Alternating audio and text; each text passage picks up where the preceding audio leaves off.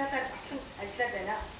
Хүний нөөцийг хөгжүүлэх, бидний ур чадварыг нэмэгдүүлэх, эрүүл мэндийн ажилтнуудын нийгмийн бодлогыг сайжруулах зорилгоор төрөөс эрүүл мэндийн талаар баримтлах бодлого болон Монгол Улсын засгийн газрын 2016-20 оны үйл ажиллагааны хөтөлбөрт бэлэнгүй өссөн бөгөөд эдгээр зорилт арга хэмжээнүүдийг амжилттай хэрэгжүүлэх үүрэг хариуцлагыг салбарын 47 мянган ажилтны өмнө та бид хүлээх боллоо.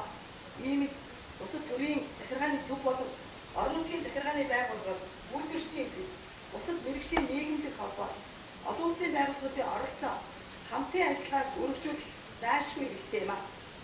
Эхлэлийнхаа төгсгөл 2017 онд нийгмийн эрүүл мэндийг дэмжигчид болгож байгаатай холбогдуулан эрүүл мэндийн удирдах ажилтнууд болон энэ уран зөвлөрсөн зочид бүлээг та бүхэндээ нийгмийн эрүүл мэндийг тусламж үйлчлэгээр илүү төлхөө үзүүлэх арга хэмжээг зохион байгуулсан зүйтэй гэж онцлог нэмэгдэж байна.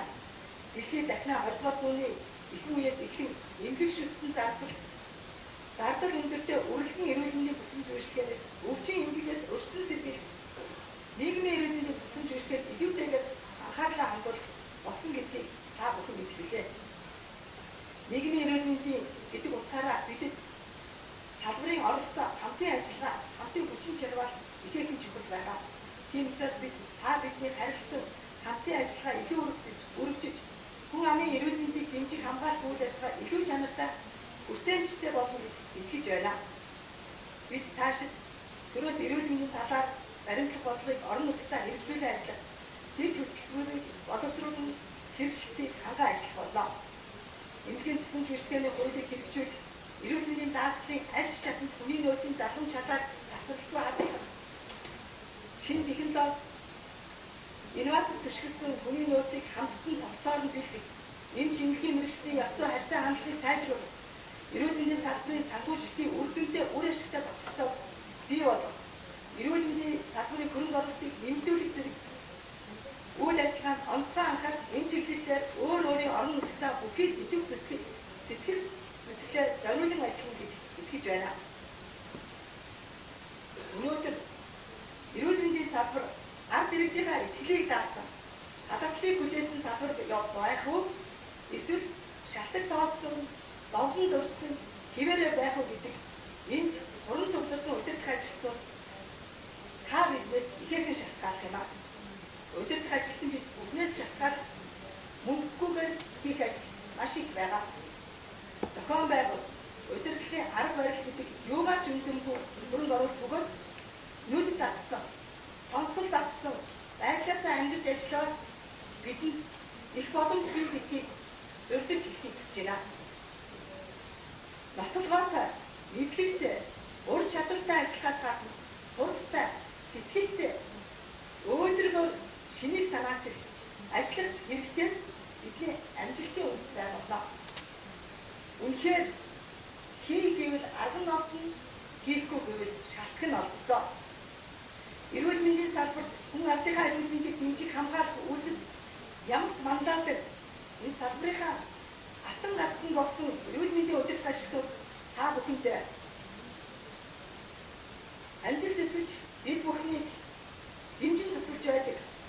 Ямар харангүй сэтгэл зүрхээ зориулж байдаг олон улсын байгууллагын төлөөлөгч та бүхэндээ ажлын амжилт хүсэж эрүүл мэнд сайхан бүхнийг хүсэн өрөөё.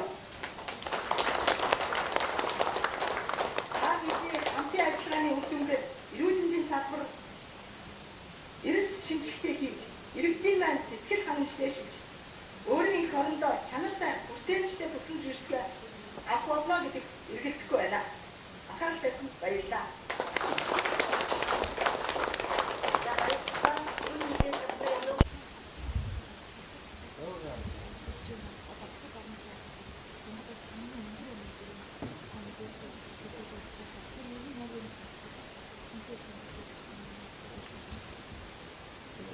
Өнөөдрийн удирдах ажилтны зөвлөгөөнөөр бид өнгөрсөн онд ямар хөө амжилттай ололттой явсан.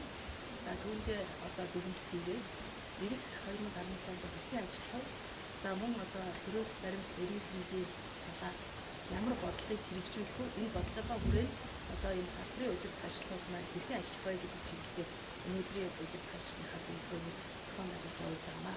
За өдөр тушны энэ зөвлөгөөний гол ач холбогдол нь юу байх ёстой вэ гэхээр энэ удирдлагууд маань орон нутгад очоод энэ өнөөдрийн хилцэж байгаа асуудал болон ерөөс баримтлах бодлого мянганы үйлчлэгийг одоо 2030 он хөгжүүл энэ хөтөлбөрийнхөө хүрээнд чухал юу хийхээ гэдгийг өнөөдөр уран зохиолч ярилцж байгаа. Тэгэхээр биднэрт халдварт болон хадгалж ирсэн өвчин болоод өөрөө манай эрүүл мэндийн салбарын хүрээнд одоо дэлхийн эрүүл мэндийн байгууллагад тасраг өндөр явж байгаа. Тэгэхээр энэ өндөр явж байгаа байдлыг бид нар өнөөдөр яаж багасгах вэ? Тийм учраас нийгмийн эрүүл мэнд хангамж асуудлыг яаж шийдэх вэ? Энэ халдвар бус өвчин гэдэг нь өөрөө сэргийлж болох өвчин. Тийм учраас энийг сэргийлэхийн тулд бага зардалтай нийгмийн эрүүл мэндийн төсвийн зөвшөөрлийг яаж хөгжүүлэх вэ гэдэг чиглэлээр өнөөдрийн энэ зөвлөгөөний ач холбогдол орших бөгөөд тийм ч учраас 2017 он эрүүл мэндийн салбараа нийгмийн эрүүл мэндийг дэмжигч жил болгож зааж байна. Ерөнхий контекст эрүүл мэндийн мэдээлэл хамгаалаад өөрийгөө одоо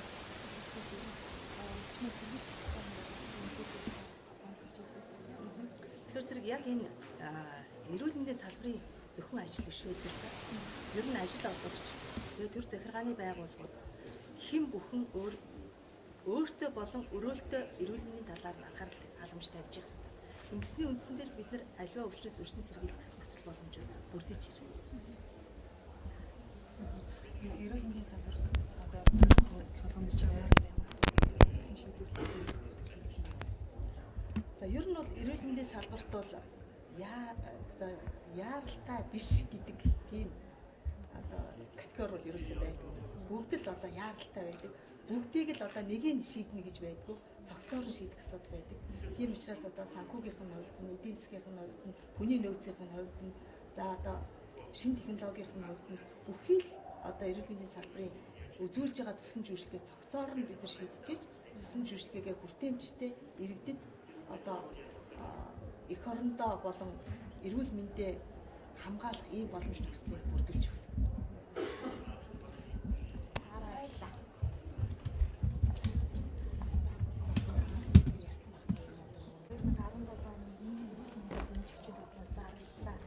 Тэгэхээр ер нь одоо манай дөрвөө төрхийн асуудал гэдэг ч юм уу, төлөвийн төвийн асуудал гэдэг ч юм уу, ийм барилгуудад одоо удаан жил яригдж байна тийм. Өнөөдөр хүртэл ашиглан болж чадахгүй яваад байна.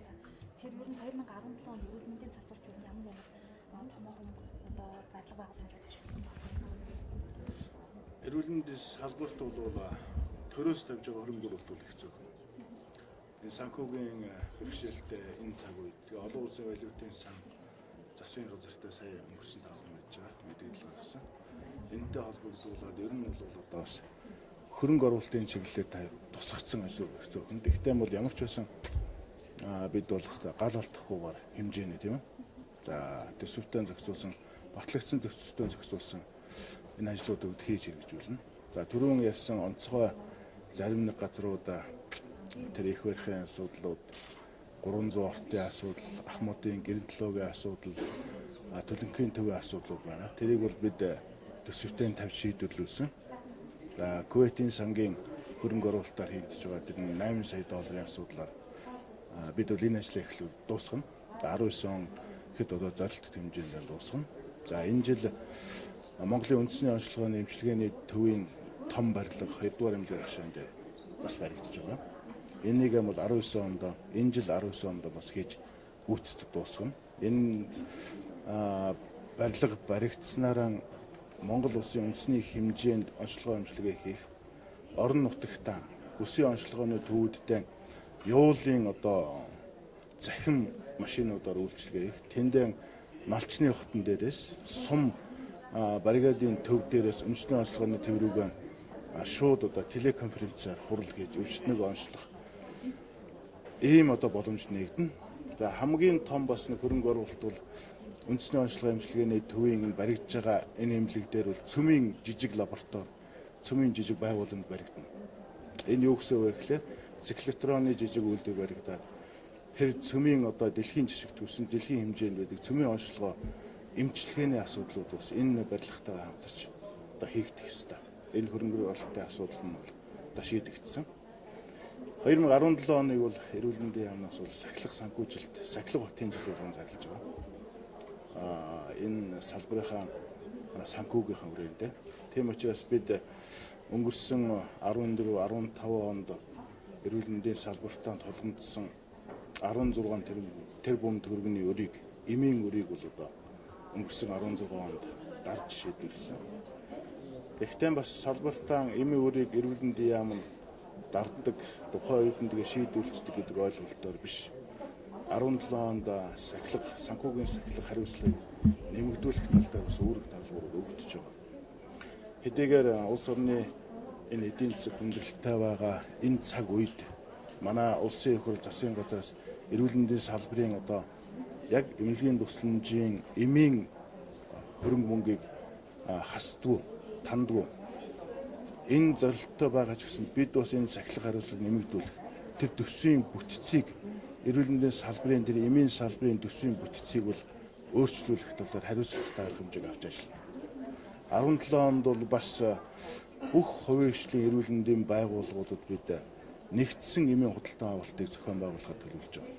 Өөрөөр хэлбэл сахилгын хариуцлага тэр санхүүгийн бүтцэнд нь зохицуулт хийгээд бүх хувийн хөгжил эрүүл мэндийн байгууллагаар одоо тийм ээ хувийн төсвийн эрүүл мэндийн байгууллагууд дээр нэгдсэн худалдан авалтаар хамгийн чанартай тэр нөгөө GMP-ийн стандартыг шаардсан тэр эмийг бол олон улсын хэмжээнд тендер зарлаж энэ эрүүл мэндийн салбаруудаа төсвийн эрүүл мэндийн салбаруудаа санхүүжүүлэхээр ийм зохицуултуудыг болж хийж байна.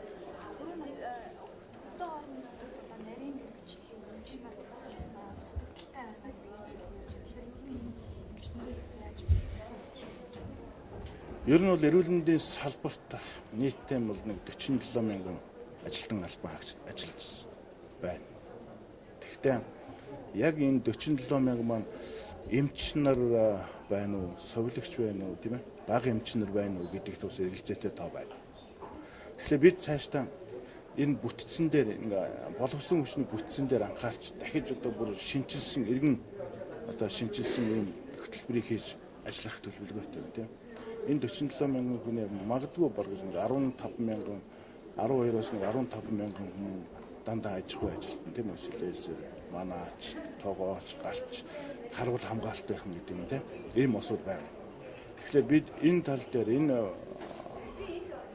боловсон хүчнийханд энэ одоо иргэн төлөвлөлт, иргэн одоо харах, тэр бүтцийг сайжруулах, зарим нэгэн ажлын төрөөс хийх ажлыг төрийн бас байгууллага хувийн хвшлэр хийлэх энэ зохицуултыг хийснээр салбартаа тэр дутагдж байгаа зарим нэг одоо боловсон хүчнүүдэд хангах ийм боломж бололцоос гарч ирэх юм болов уу гэж хараад байна.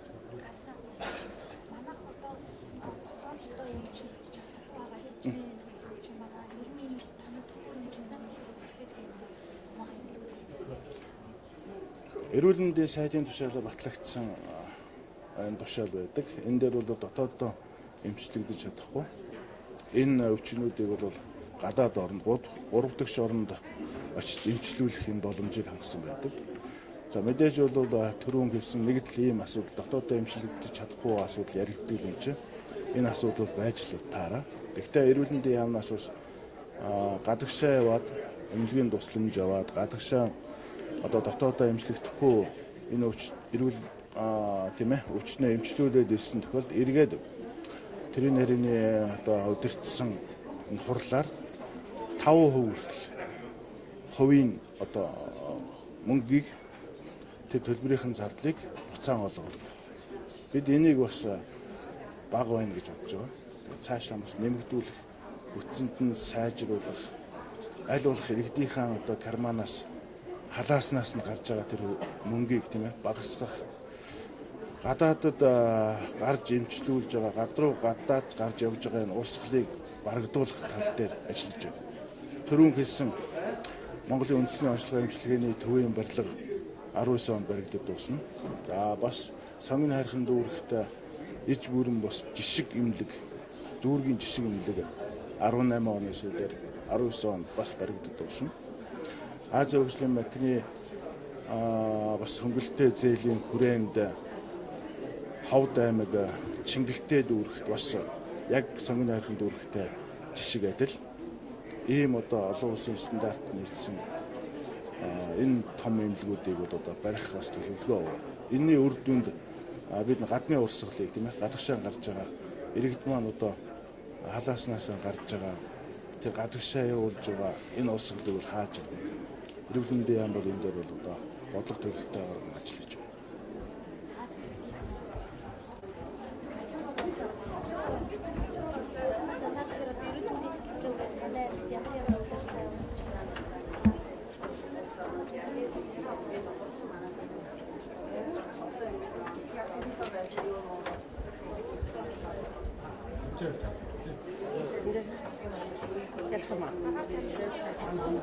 Өнөөдөр бид нар 2016 оныхаа ажлыг дүгнүүлж, эрүүл мэндийн яам дээр эрүүл мэндийн салбарын хамт олон цуглаж, цаашд их ажлынхаа зорилгыг тодорхойлж ажиллаж байна. 2016 он бол Дорногой аймгийн эрүүл мэндийн салбарын хувьд нэлээд амжилт бүтээлтэй ийм он жил байлаа. Бид нар хамгийн гол нь одоо их хүүхдийн эрүүл мэндэд онцгойлон анхаарч, эхийн эндэгдлгүй 3 жил ажиллаж чадсан. Мөн одоо нэлхс хүүхдийн эндэгдлийг улс аймгийн түвшнээс доогуур хэмжээнд одоо тогтвортой байлгаж чадж байгаадаа бас бахархаж байна. За мөн аймаг орон нутгийн удирдлагаас их хүүхдийн эрүүл мэндэд чиглэсэн томоохон хөрөнгө оруулалтууд төсөл арга хэмжээнүүдийг бас амжилттай хэрэгжүүлж ажилласнаар бид нар одоо томоогийн дэгдэлт зэрэг хүүхдүүдийн дунд өндөр тархалттай эндэгдэл өндөртэй ийм одоо өвчлөлийн үед бас зах хэмжээг арга хэмжээг оновчтой авч ажилласнараа одоо хүүхдийн эндэгдэл гаргалгүй ажиллаж чадсан байж байгаа. За мөн хүний нөөцийн хувьд бас орон нутгийн эмнэлгүүд тэр дундаа сум өрхийн эмнэлгүүдийг одоо хүний нөөцөөр амжилттай хангах, хүний нөөцийн их хэмжээ хангалтыг 100%, за мөн 83% нь одоо 2-оос дээш их хэмжээтэй болгох гэдэг олон арга хэмжээнүүдийг авч хэрэгжүүлсэн. За энэхээ хүрээнд бид нар өнөөдөр 16 оныхаа ажлыг эрүүл мэндийн яамдаа дүгнүүлж бас аймагуудын дундаас нэлээд дээгүүр одоо тэргүүн байранд жагсандаа одоо их бахархалтай байна. За энэ их амжилт бол манай Дорногой аймгийн эрүүл мэндийн салбарын хамт олон мөн дорноговчуудын биднэрт өгсөн үнэлгээ гэж ингэж талархаж, нийт хамт олон дорноговчуудаа бас энэ завшааныг ашиглан талархаж байгаа илэрхийлэхийг хүсэж байна. Гинт жавын хэсэг Дорногой аймгийн эрүүл мэндийн газрын дарга. За. Зөвлөгөөний үйл ажиллагаанд хамтын амжилтыг хүсье өрөөё. Миний бие эрүүл мэндийн салбарын төсвийн сахилга хариуцлага энэ талаарх үндсэн илтгэлийг та бүхэндээ танилцуулна. Монгол улсын эдийн засгийн нөхцөл байдал сайнгүй байгаа. Олон улсын байгууллагууд Монгол улсын эдийн засаг төсвийн байдал дүн шинжилгээ хийж дүгнэлт гаргаж байгаа. Яг энэ цаг үетэйгээ энэ илтгэл маань бас таарч байгааг бас онцолж хэлхийг хүсэж байна. Монгол улсын төсвийн өнөөгийн байдал нөхцөл байдал нь та биднийг төсвийн сахилга хариуцлагын тухай ярих нөхцөлд хүргэж байгааг бас анхаарах хэрэгтэй гэж. Би та бүхэнд илтгэлийнхээ 3 үндсэн бүтцтэйгээр бэлтгэсэн. Нэгдүгээрт нь бол төсвийн сахилга хариуцлагын талаар хууль эрх зүйн орчин, түүний шинжилгээний талаар. Хоёрт нь эрүүл мэндийн салбарын төсөв, санхүүгийн өнөөгийн байдал, цаашдын чиг хандлагын талаар. Гуравт нь төсвийн сахилга хариуцлагыг дэвшлүүлэх чиглэлээр анхаарах асуудлын талаар та бүхэнтэйгээ хамтарч ярилцсанаа. 1. Төсвийн сахилга хариуцлагыг талаарх хууль эрх зүйн орчин, түүний шинжилгээ. Төсвийн харилцааг зөвхөн төсвийн тухай хуулиар зохицуулах бөгөөд орон нутаг салбарын үйл ажиллагаанд санхүүжилтийн их үүсвэрийн хэмжээг хуульчлан тогтоох, түүнийг хуваарлах аливаа харилцаа энд шууд хамааралтай байхаар заасан байдаг. Төсвийн тухай хууль нь 2011 онд шинжилгэлэн батлагдсан бөгөөд энэ хуулиар төсвийн зарчим, бүх шатны төсвийн захирагч нарын эрх үүрэг, хариуцлага, төсвийн байгууллагын нэмэлт орлого олох боломж, түүнийг захирлан зарцуулах эрх зэргийг нээж өгснөөрөө төсвийн хүрээнд томоохон зарчмын өөрчлөлтүүдийг бий болгож чадсан. Уг хуульд өнөөдрийг хүртэл нийтдээ 27 удаагийн нэмэлт өөрчлөлтүүд орсон байна.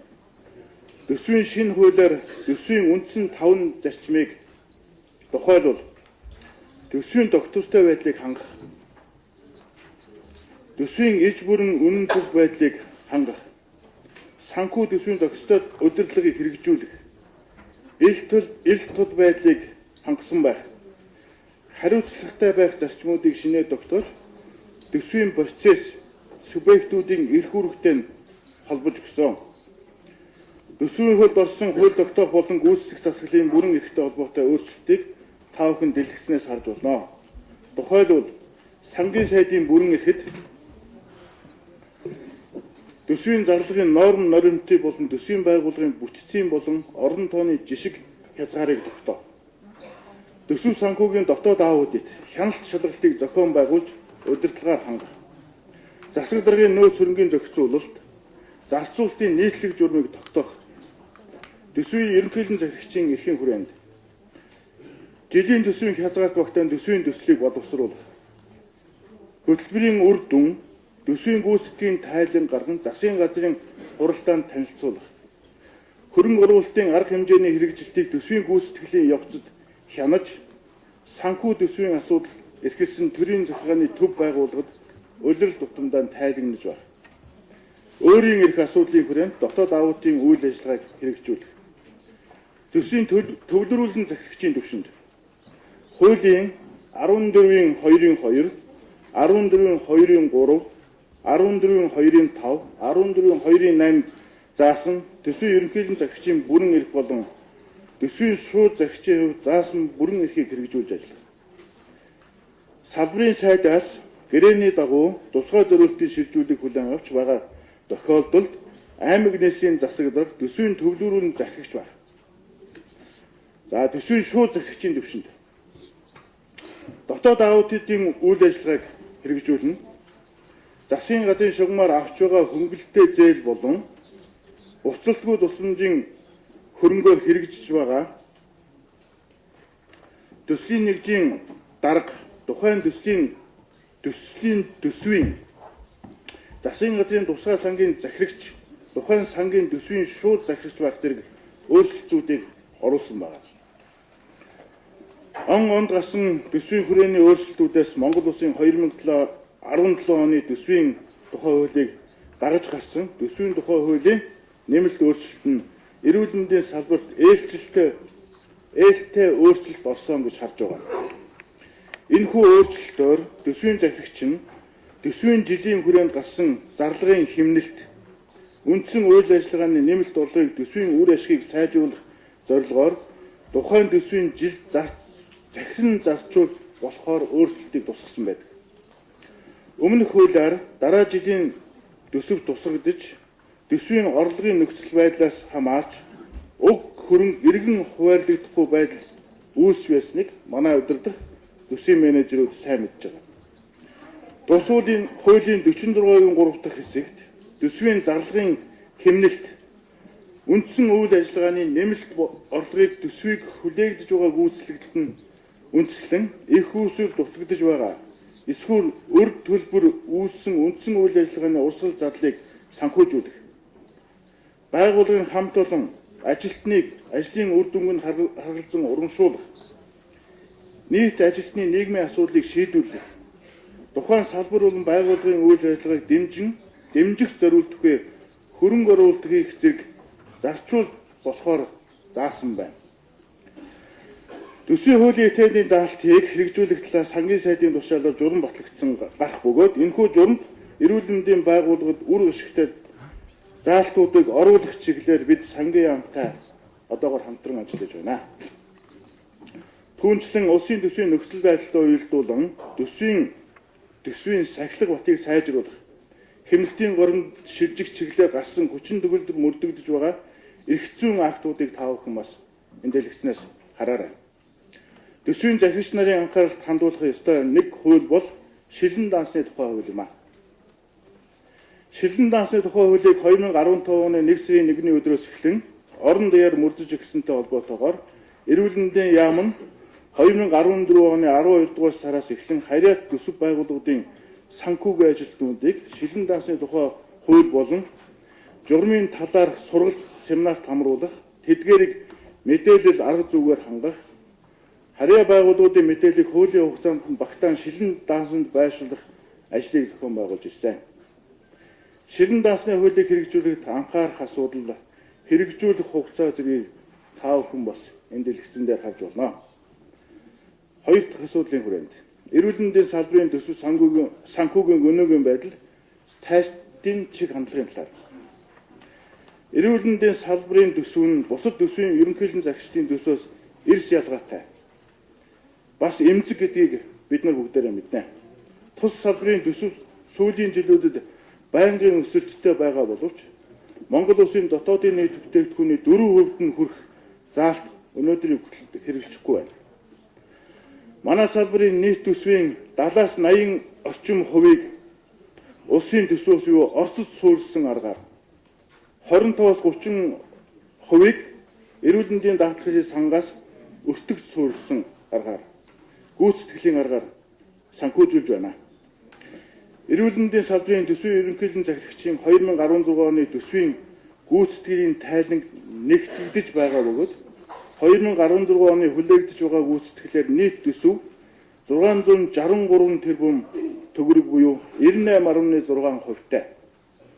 Үүнээс урсгал төсөв 556.2 тэрбум төгрөг буюу 99%-тай гарахаар байна. Тус салбар нь 2016 оны төсвийн жилийн хувьд дараах томоохон ажлуудыг хийж гүйцэтгсэн байна. Үүнд сум тосгоны эрүүл мэндийн төсвийн санхүүжилтийн аргачлалыг эрүүл мэндийн спортын сайд болон сангийн сайдын хамтарсан тушаалаар батлуулж төсөвт нэмж шаардлагадах 4.1 тэрбум төгрөгийг нэмж батлан санхүүжүүлсэн байна. Хүн амын өсөлтөөс хамаарсан анхан шатны тусан үйлчилгээний төсвийн нэмэлт 0.8 тэрбум төгрөгийг өрхийн эрүүл мэндийн төвөд хуулин 2016 онд бүрэн санхүүжүүлэх арга хэмжээг авчээ. Түүнчлэн эмнэлгүүдийн эмийн зардлыг өмнөх оноохоос 8.9 тэрбум төгрөгөөр тухайлбал зүрхний шигдээс харвалтын дасгийн эмийн зардлыг 1 тэрбум төгрөгөөр бөөрийн дутагдлын улмаас байнгын эмчилгээ хяналтанд байх өвчтүүдийн тоо нэмэгдэж байхтай холбогдуулан 2015-аас 16 онд салбарын хэмжээнд гемодиализын 11 аппаратыг улсын болон орон нутгийн хөрөнгө оруулалтаар суйрлуулж тэдгээрийг ажилуулах эмч сувлагч техникч гэсэн 94 хүнийг мэргэшүүлэн сургаж мөн эмчилгээнд шаардлагатай зардлыг 3.4 тэрбум төгрөгөөр глобал сангийн сүрээгийн эмийн зардлыг 1.4 тэрбум төгрөгөөр тус нэмж тусгуулан харьяа байгууллагуудын хэвийн үйл ажиллагааг ханган ажиллаж байна. Өнгөрсөн 2016 онд манай салбарын хамгийн том ололт бол ом данжин нэмэгдэж байсан өр төлбөрийг бараг бүтэн хэмжээгээр барагдуулсан юм а.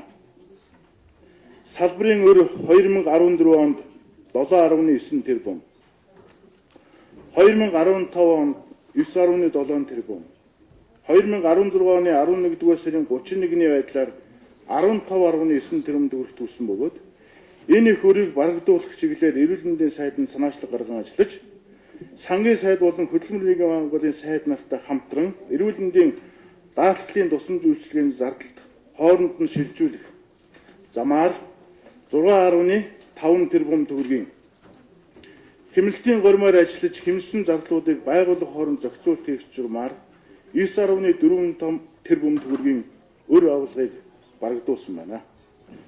Ингэснээр эрүүл мэндийн салбарын өр төлбөр 2016 онд 98%-аар буюу 15.3 тэрбум төгрөгөөр буурсан үзүүлэлттэй байна. Үүнтэй уялдуулаад өр төлбөрийг яам барагдуулцдаг гэсэн ойлголтыг бас авч болохгүй. Монгол Улсын 2017 оны төсвийн тухай хуулиар эрүүл мэндийн салбарын төсвийн ерөнхийлөн захирагч нь 2017 онд 24.7 тэрбум төгрөгийн орлого оруулж 654.1 тэрбум төгрөгийн зарлага гаргахаар батлагдсан. Төсвийн нийт зарлагын 61.7%-ийг буюу 403.9 тэрбум төгрөгийг улсын төсвөөс 27%-ийг буюу 176.3 тэрбум төгрөгийг эрүүл мэндийн даатгалын сангаас 7.5% буюу 49.2 тэрбум төгрөгийн гадаадын зээл тусламжийн хөрөнгөөр 3.8% буюу 24.7 тэрбум төгрөгийг үйл ажиллагааныхаа орлогоор санхүүжүүлнэ. Тус салбарын 2017 оны урсгал зардлын төсөв 21 тэрбум төгрөгөөр нэмэгдсэн боловч улсын төсвийн хөрөнгө оруулалтаар хэрэгжүүлэх төсөл арга хэмжээний зардал 27.7 тэрбум төгрөгөөр буурч батлагдсан. 2017 онд салбарын хэмжээнд нэн шаардлагатай эмийн зардлыг 8.7 тэрбум төгрөгөөр баталсан. Тухайлбал төр хувийн эмчлийн түншлэлийн хүрээнд хувийн эмчлийн байгууллагаар хийлгэх гемодиализын тусламж үйлчилгээний эмийн зардлыг 2.5 тэрбум төгрөгөөр, цусны эмгэг судал, чүмэг шилжүүлсэн суулгах төвд цусны лимфома өвчнийг эмчилгээнд хамрагдах 62 өвчтний эм тарианд тооцож 0.7 тэрбум төгрөгөөр, дархлаа дарангуулах эмийн төсвийг 1.1 тэрбум төгрөгөөр, өндөр өртөг үхий мэсрэлийн тусламж үйлчилгээг эрүүл мэндийн даатгалаас санхүүжүүлэхээр 3.9 тэрбум төгрөгөөр тус нэмэгдүүлэн батлуулсан. Цаашид эрүүл мэндийн салбарын төсвийн чиг хандлага дараах байдлаар өөрчлөгдөнө гэж төсөөлөн харж байна. Үүнд төр хариуцах эрүүл мэндийн тусламж үйлчилгээг үе шатгаар өртгөжүүлж бодит өртгөөр улсын төсөв санхүүжүүлэх системд шилжүүлэх хэрэгтэй. Эрүүл мэндийн даатгалаас санхүүжих оншийн бүлгийн санхүүжилтийн өртгийг шинжлэх хэрэгтэй. Нэг иргэнд ноогдох эрүүл мэндийн зардлын хэмжээг нэмэгдүүлэх шаардлагатай.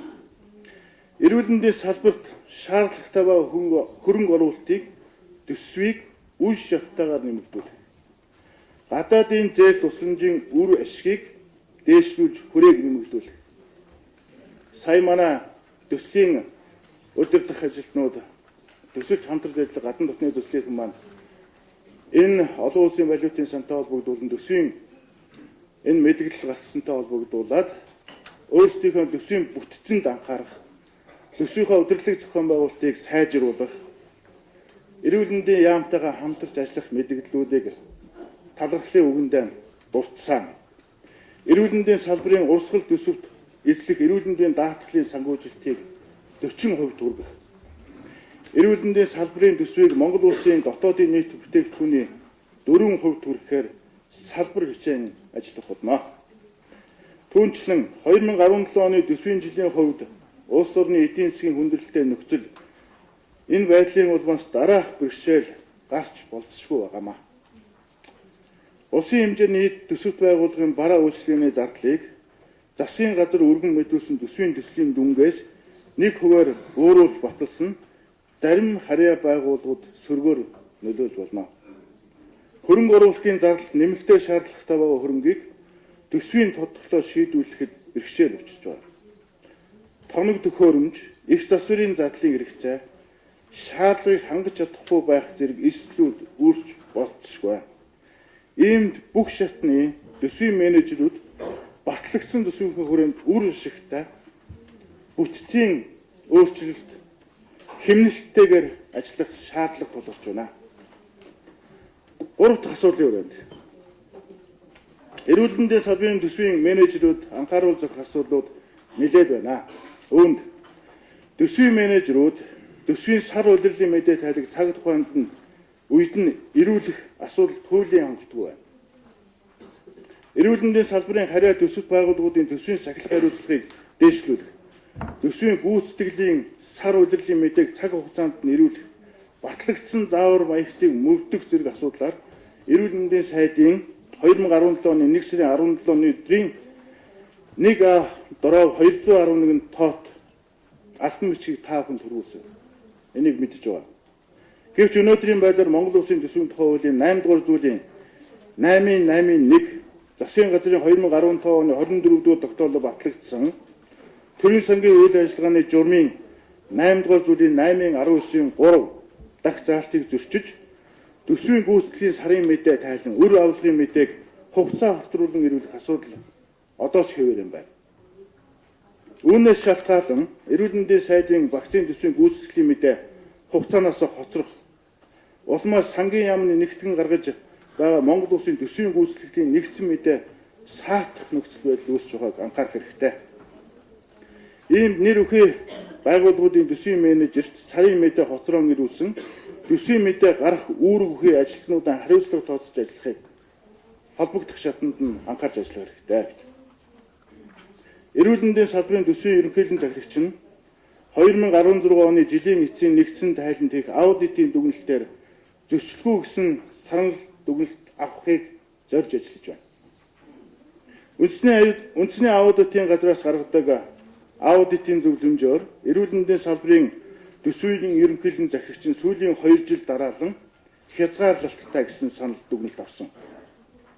Тухайлбал 2015 онд харьяа төсвөлт байгууллагуудын 2.4% нь хязгаарлалттай, 0.2% нь сөрөг санал дүгнэлтээр авсан төсвийн ерөнхийлөгчийн захирагчийн үндсэн үр дүнд нөлөөлж байна.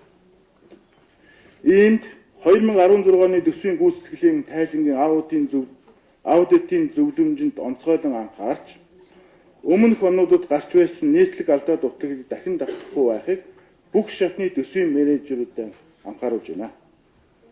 Төсвийн менежерүүд нь хязгаарлалтай болон сөрөг дүгнэлт авсан тохиолдолд төрийн аудитын тухай хуулийн 28 дугаар зүйлийн 28-ын 1 заасан санхүүгийн тайлангийн аудитаар хязгаарлалтай сөрөг дүгнэлт авсан албан тушаалтанд холбох тогтоомжид заасны дагуу сахилгын шийдэлд ногдуулах албан шаардлагыг төрийн аудитын байгууллагаас эрхгүй албан тушаалтанд хөргүүлнэ гэсэн заалт байдгийг онцгой анхаарч ажилдаа хэрэгжүүлж ажиллах хэрэгтэй гэдгийг хэлэх нь зүйтэй. Төсвийн менежерүүдэд сэрэмжлүүлэг болгох үүднээс төсвийн гүйцэтгэлийн явцад гардаг нийтлэг алдаанаас ярилцъя. Тооллого гэж тооцоо боддгүй, балансын дүнтэй тооллогын бүртгэлийн болон бэлэн байгаа хөрөнгийн дүнгууд тохирдгүй. Гэрээ байгуулалгүй, хэрэгцээ шаардлагын зөв бүрэн тодорхойлгүй, мөнгө шилжүүлэхэд авалгад бичих, өр авалгыг хооронд нь хаадаг. Гадаадын зээл тусланд төсөл хөтөлбөр, хандвар ирсэн хөрөнгө, мөнгөний тооцоол муу, орлогод автгүй, зарцуулалтанд тавих хяналт сулваа. Зах зээлийн өндөр үнээр үндсэн хөрөнгө, бараа материал худалдан авах, хямд үнээр буцаан борлуулах. Туслан үйлчилгээний төлбөртэй орлогыг бэлнээр хураан авч касс тушаалгүйгээр зарцуулдаг. Төрийн өмчийн хорооны зөвшөөрлгүйгээр хөрөнгө худалдан авах, зарах.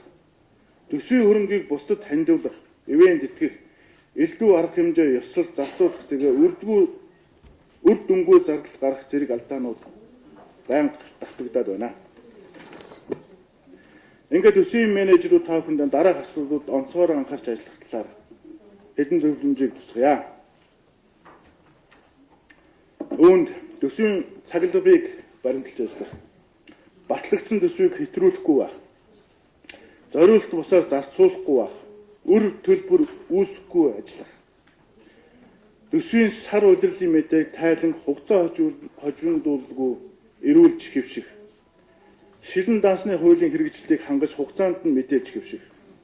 Төрийн худалдан авах ажиллагааг хууль журмын хүрээнд алдаа дутагдaltaгүй хийж хэвших. Ирэх онуудын төсвийн хэрэгцээ шаардлагыг зөв төлөвлөх. Хөрөнгө оруулалтын төлбөрийг бодит байдалд нийцүүлэн үнэн зөвөөр батлагдсан заавар маягтын дагуу төлөвлөх. Улсын төсвийн болон гадаад зээл, тусламжийн хөрөнгөөр авч байгаа хөрөнгийг тухай бүрэн бүртгэх, хөрөнгийн бүртгэл мэдээллийг сайжруулах, хөрөнгийн хөдөлгөөнтэй холбоотой асуудлыг тухай үеэр цаг алдалгүйгээр шийдвэрлүүлж байх, тэгж хэвших. Төсөв санхүүгийн чиглэлээр яаралтай электрон шуудан ашиглан авч байгаа судалгаа мэдээллийг тухай бүр хугацаанд нь хоцролгүй эрүүлж байх. Урсгал зардлыг хэмнэх, төсвийн үр ашгийг нэмэгдүүлэх чиглэлээр харьяа байгууллагын түвшинд авч хэрэгжүүлэх зохих арга хэмжээний төлөвлөгөөг хэрэгжүүлэхэд үйл ажиллагааг нь чиглүүлэн ажиллах. Энэ талаарх мэдээлэл төсвийн ерөнхийлөгчийн захирагчид тогтоосон хугацаанд нь хүргүүлэх зэрэг анхаарч ажиллахыг та бүхэнд хэлэх байна. Эцэст нь эрүүл мэндийн тухай хуульд өөрчлөлт орж энэ хуулийн 29 дугаар зүйлийн 29-ийн 5 заалтанд аймаг дахь төрийн болон орон нутгийн өмчт эрүүл мэндийн байгууллагууд ажиллаж байгаа эмнэлгийн мэргэжилтнүүдэд 5 жил тутамдаа мөнгөн тэтгэмж олгохоор баталсан боловч улс орны эдийн засгийн хүндрэлтэй байдалтай холбоотойгоор Монгол Улсын их хурлаас эмнэлгийн тусламж үйлчилгээний тухай хуулийг дагаж мөрдөх тухай журмын хууль баталж хэрэгжиж хугацааг нь хойшлуулан 2021 оноос хэрэгжихээр баталсан тул салбарын байгууллагууд үүсээд байгаа мэдээлэл зөв мэдээллийг хүргэж хуулийг нөөцөж ажиллах нь зүйтэй. Анхаарал тавьсанд баярлалаа.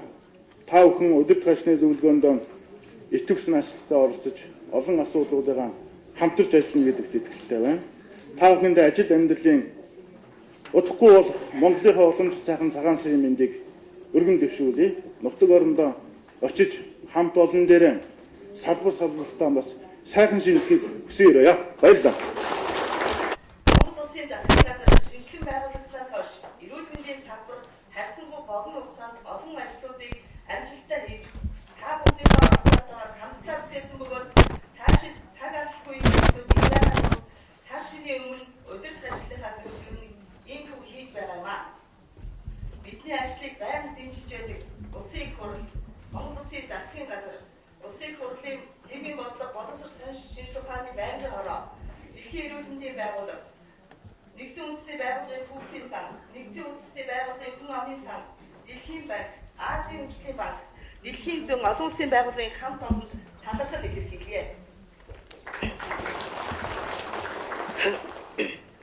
Бидэнд асар их дурсамж түүх, амжилт бүтээл, бахархал байгаагийн зэрэгцээ шийдвэрлэл зохих тулгымцсан асуудлууд байсаар байгаа бөгөөд цаашиж байх юм аа. Үүнийг бид нэгэн зорилготой, нэгэн санаатай байж ялан дийлэх учиртай. Монгол Улсын их хурлаас баталсан Монгол Улсын доктортой хөгжлийн үзэл баримтал 2030 урт хугацааны бодлогын баримт бичиг 2030 он гэхэд Монгол хүний дундаж наслтыг 78 хүртэл урсгах, 10,000 хүн амт ногдох зүрх судасны өвчлөөс шалтгаалсан нас баралтыг 14 болгох, хор тавдраас шалтгаалсан нас баралтыг 8 хүртэл бууруулах, эхийн эмгэгдлийн төвшинг 100,000 хүн амьд төрөлтөнд 15, 5 хүртэлх насны хүүхдийн эмгэгдлийн төвшинг 1000 амьд төрөлтөнд 9, нялхсан эмгэгдлийн төвшинг 1000 амьд төрөлтөнд 8 болгож бууруулах томоохон зорилтуудыг тавьж ажиллаж байна. Бид энэхүү урт хугацааны зорилтыг хангахын тулд төрөөс эрүүл мэндийн талаар баримтлах бодлогыг боловсруулан 2017 оны 1 сарын 18-нд Монгол Улсын засгийн газраар хэлэлцүүлэн батлууллаа. Уг бодлогын зорилго нь хүн амд үзүүлэх эрүүл мэндийн тусламж үйлчлэгээр тэдний эрэлт хэрэгцээр тулгуурлан аливаа өвчнөөс өрчин сэргийлэх, нотлохоос суурилсан онцлог эмчилгээний шин технологиг нэвтрүүлэх, зохистой санхүүжилтийн тогтолцоог бүрдүүлэх, эрүүл мэндийн шин технологи инновацийг нэвтрүүлэх замаар тусламж үйлчлэгийг хүртээмжтэй үзүүлэн хүн амын дунд наслтыг урсгахад орших учиртай. Эрүүл мэндийн салбарын хөгжлийг эх 10 жил чиглүүлэх энэхүү бодлогыг хэрэгжүүлэх арга хэмжээний төлөвлөгөө боловсруулж уг ажлуудыг хугацаа алдалгүй зохион байгуулах нь юунаас чухал байгаа билээ. Би үгийнхаа эхэнд доктортой хөгжлийн зорилтыг хангах хүрх төвшинг хэлсэн. Гэтэл 2016 оны байдлаар эхийн эмгэгдэл 100,000 амьд төрөлтөнд 48.6, 5 хүртэлх насны хүүхдийн эмгэгдэл 1000 амьд төрөлтөнд 20.8, ялсан эмгэгдэл 1000 амьд төрөлтөнд 16.8, яраа эмгэгдэл 9.2 байна. Улс орны хөгжлийн гол илэрхийлэл үзүүлэх болсон их хүүхдийн эмгэгдлийг бууруулах, халдвар төвшнийг хянах сэргийлдэг чанаржуулах, амьдралын буруу хвшлээс үүдэлтэй сэргийлж болох өвчин нас баралтыг бууруулахад эрүүл мэндийн салбарт ажиллаж байгаа хүн бүрийн мэдлэг, ур чадвар, хүчин зүтгэл, үүрэг хариуцлах чухал гэдгийг хэлхийг хүсэж байна. Дэлхийн эрүүл мэндийн чуулганаар дэвшүүлсэн яаралтай болон нэн шаардлагатай мэсгэлийн тусламж хүртээмжийг нэмэгдүүлэх, нийгмийн эрүүл мэндийн онцгой байдлыг, бэлэн байдлыг хангах, хэнийг ч орхигдуулахгүй байх зарчмыг эрүүл мэндийн салбарт тууштай хэрэгжүүлэх шаардлагатай байна.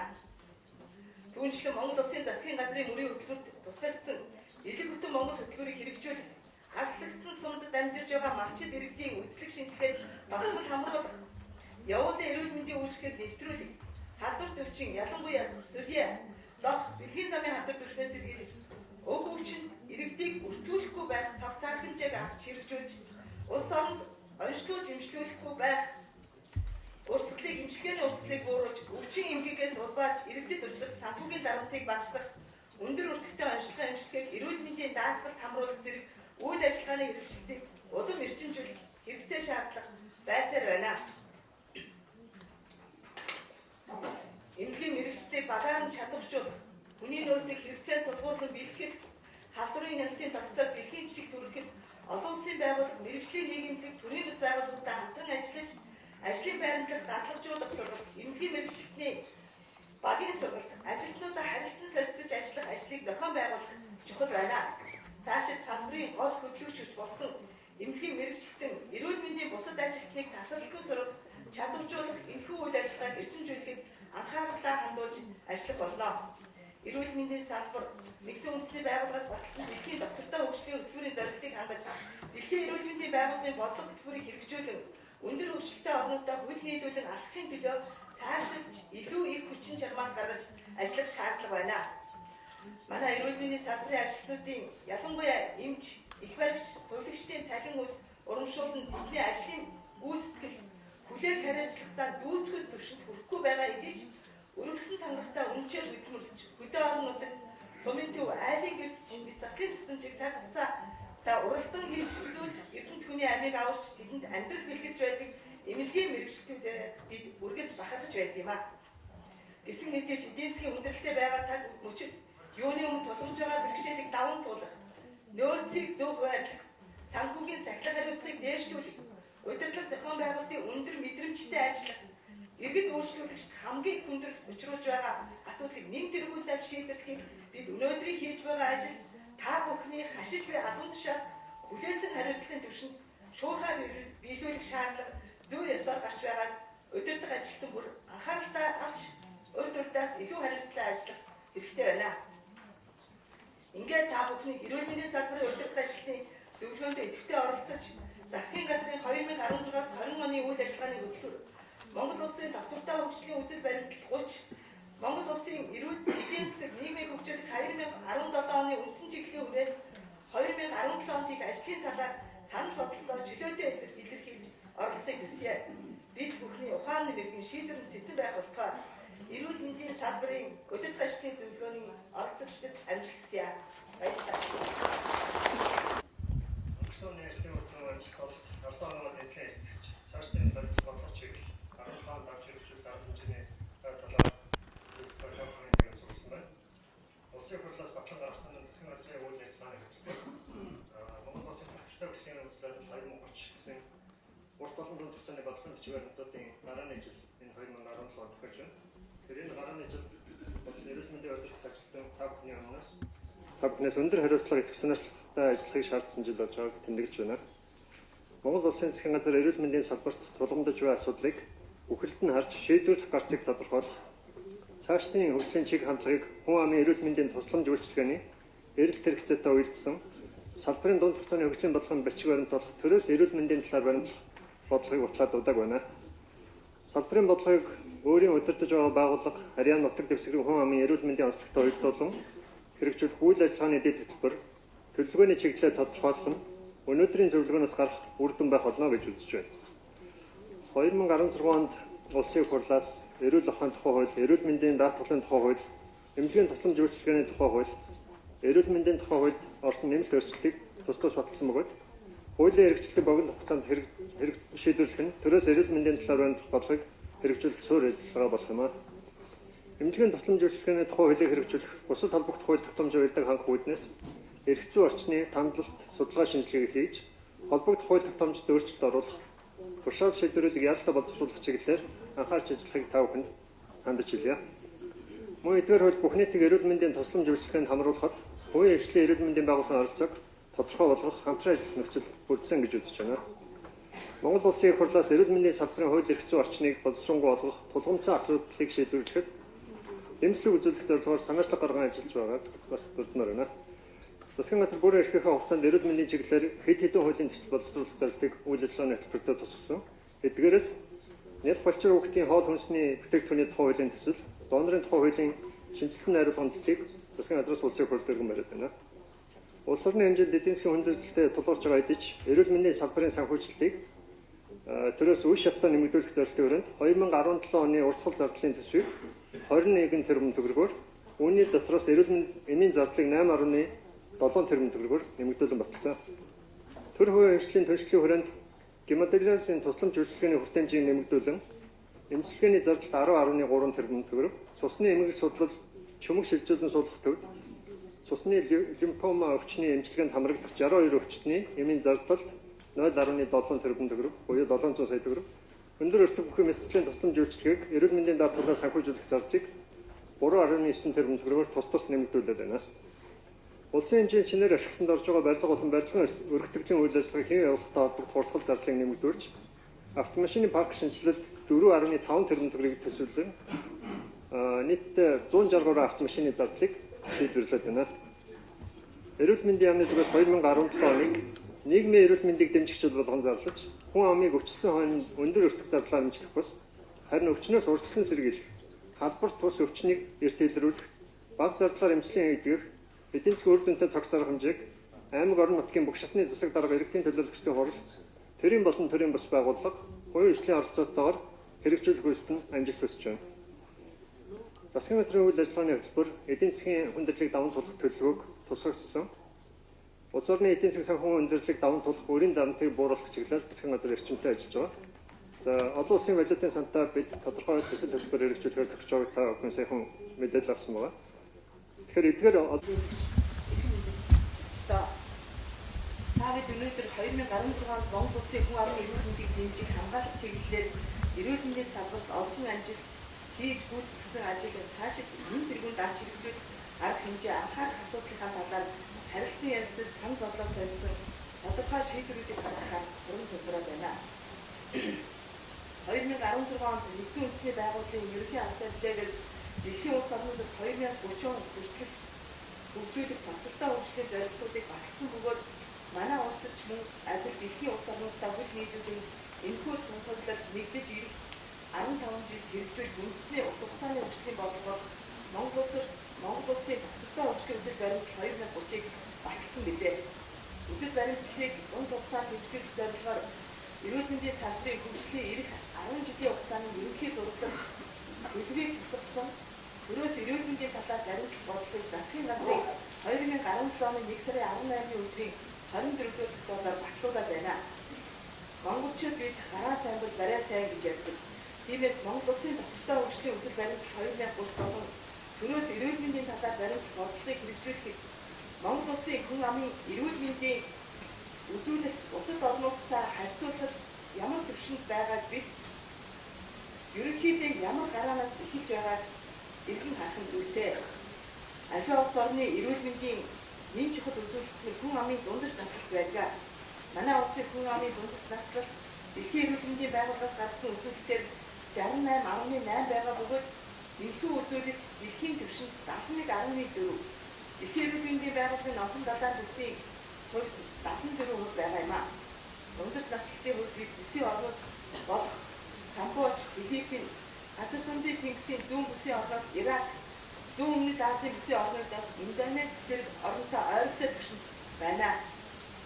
Ийм хүн амын хөгжид эрүүл энх чанартай сайн сайхан амьдралыг бэлтгэх энэхүү үзүүлэлтийг дээр дөрвөн бодлогын баримт бичгүүдтэй 2021 он гэхэд 71, 2026 он гэхэд 74 төрөлхөөр тусдаж төрөөс эрүүл мэндийн талаар баримтлах бодлогын гол зорилттой хүн амд үзүүлэх эрүүл мэндийн тусламж үйлчилгээ төдий эрэлт хэрэгцээ тулгуурлан аливаа өвчнөөс өрсөн сэргийлийг нотолгоон суурилсан онцлогоо эмчилгээний шинэ технологиг нэвтрүүлэх зохистой санхүүжилтийн тогтолцоог бүрдүүлэх замаар тусламж үйлчилгээний чанар бүтээмжийг сайжруулан дундаж наслыг урсгах хэмээн тодорхойлсон юм а.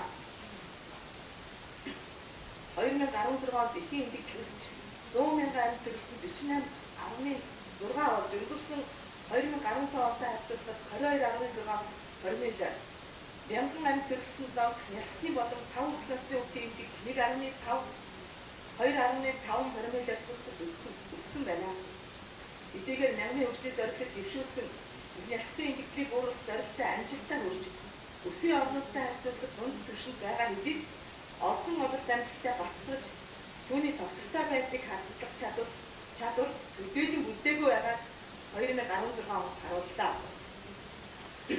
Их яагаад энд судалгааны дүнгээр 2012-оос 15 онд эндсэн 118 эхийн олонх нь жирэмсэнтэй хавсарсан эргэтэн тогтолцооны эмгэгээр эндсэн жирэмсэн үеийн хавсарсан эмгийг эрсдэлрүүлээгүй. Эрсдэлрүүлсэн цаашид жирэмснийг үргэлжлүүлж чадах эсхийг зөв үнэлээгүй байна. Их барихын шууд шалтгаантай нас баралтанд үжил, цусаал, манс таталтай урьдаг, манс таталт тэргүүлж байгаа бөгөөд үүнээс зөвхөн үжлээр эндсэн эхийг авч үзэхэд эс заслын болон төрсний дараах үед илүүтэйгээр эндсэн байх юм а.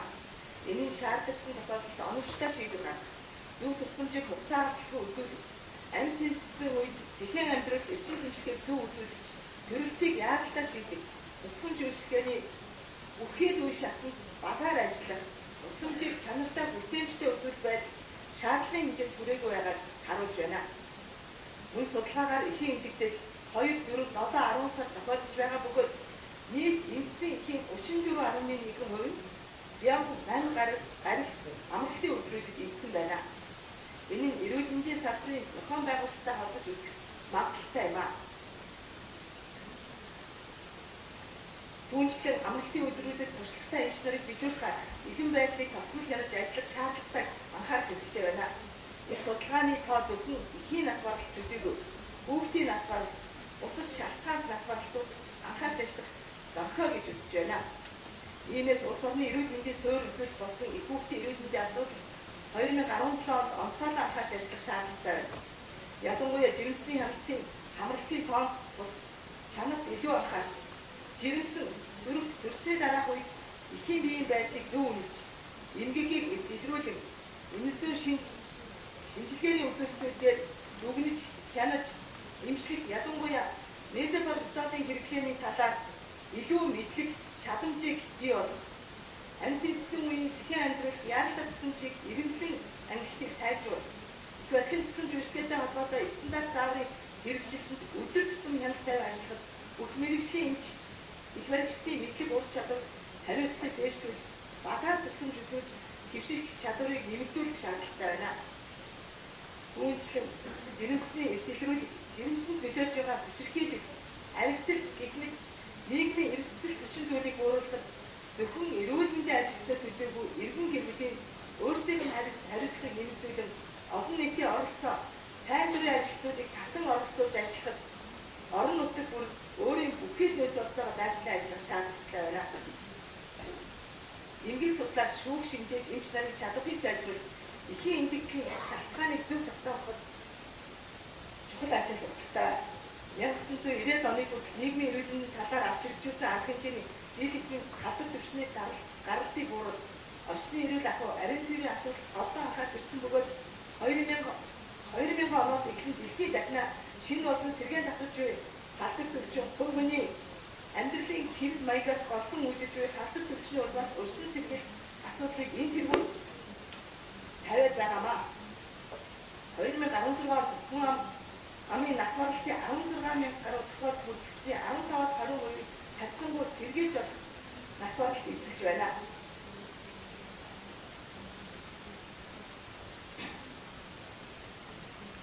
Дэлхийн дахны доктортой хөгжлийн зорилгод хүн амын дунд халдвартаас өвчин тэр дундаа зүрхсэлсний тогтолцооны өвчин, хавдар чихрийн шижийн амьсгалын замын ахад өвчний давхартыг бууруулах зорилго төсөвсөн бөгөөд энэхүү үзүүлэлтээр манай орн үсгийн орнуудтай харьцуулбал хамгийн өндөр байгаамаа. Ийм эдгээр өвчний эрсдэл хүчин зүйлийг бууруулах, нийгмийн эрүүл мэндийн чиглэлээр авах хэмжээг боловсронгүй болох, хүн амд эдгээр өвчнөөс өрсөн сэргийлэх мэдлэг дадлах хандлагыг төлөвшүүлэх, үйл ажиллагааг хүн бүрийн оролцоо, хүчин чармаатаар хэрэгжүүлэх шаардлага бий болоод байна.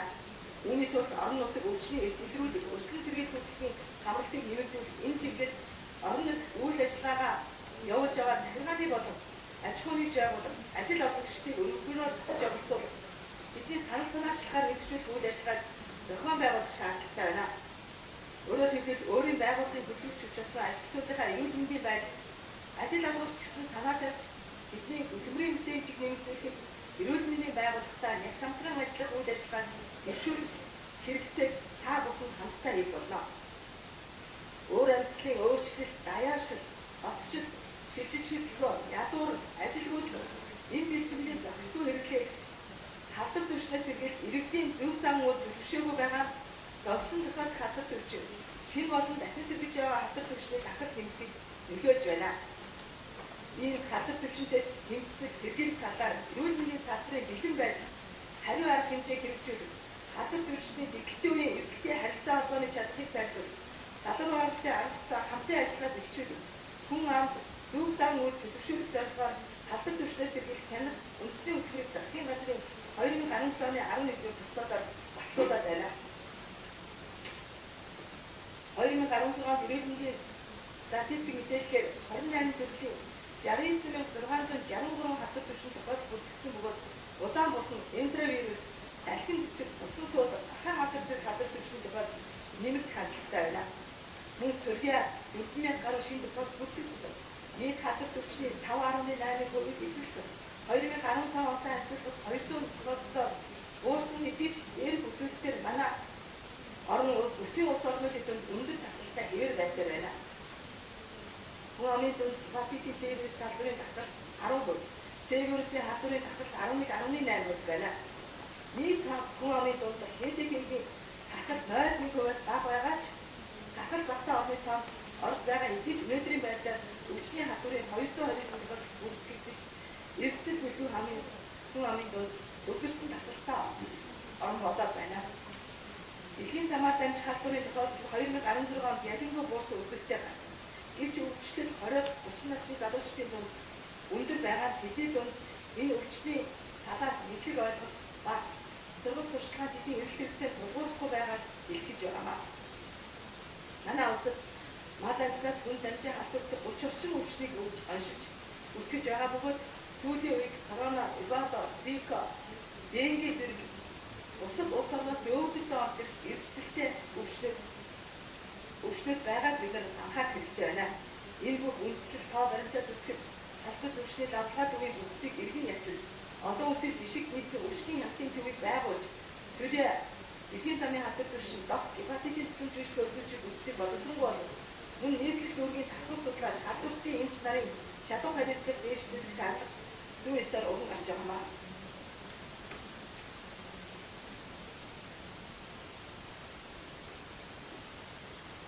Дэлхийн дахин тогтвортой өвчний бодлого Монгол улсын тогтвортой өвчний үзэл баримт 2030-ыг хэрэгжүүлэх. Ямар гараанаас эхэлж байгаад дээр өвсөн үзүүлэлтүүдийг багшин дурдлаа. Бидний өнөөдрийн түвшинд ямар боломж байна? Түүнийг хэрхэн ашиглах вэ? Цаашид ямар боломжуудыг бий болгох? Үүний тулд ямар өөрчлөлтийг хэрхэн хийж хэрэгжүүлэх? Үйл ажиллагаа юунаас эхэлж байгааг итгэхийнхаа дараагийн хэсэг та бүхэндээ танилцуулъя. Эрүүл мэндийн талаар хууль эрх зүйн орчныг боловсронгүй болгох хүрээ.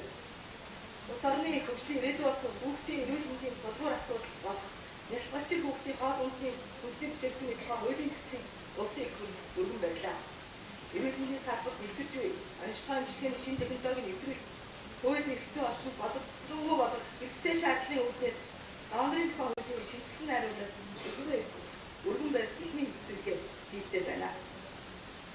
Сатур хунда хэвтрүүлгийн хэрэгсэн этгээдийг албан эрүүжүүлэх тухай нэмэлт өөрчлөлт оруулах талаар хуулийн төслийг хууль зүйн дотоод хэргийн яамтай хамтран боловсруулах, цаашид сатур хунда хэвтрүүлгийн хэрэгсэн этгээдийг нийгмийн хэв журмыг сахиулах өөрийнхөө хөрөнгө цагдаагийн байгууллагад хариуцлагаар болж батлууллаа.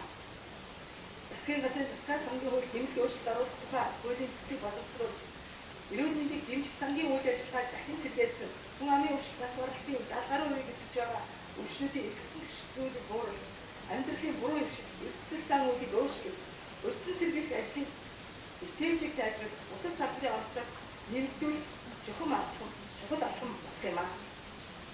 Халдвар төвчний хяналт сэргийлэх үндэсний хөтөлбөр засгийн газрын 2017 оны 1 сарын 11-ний өдрийн хуралдааны 11-р төслөөр батлагдлаа.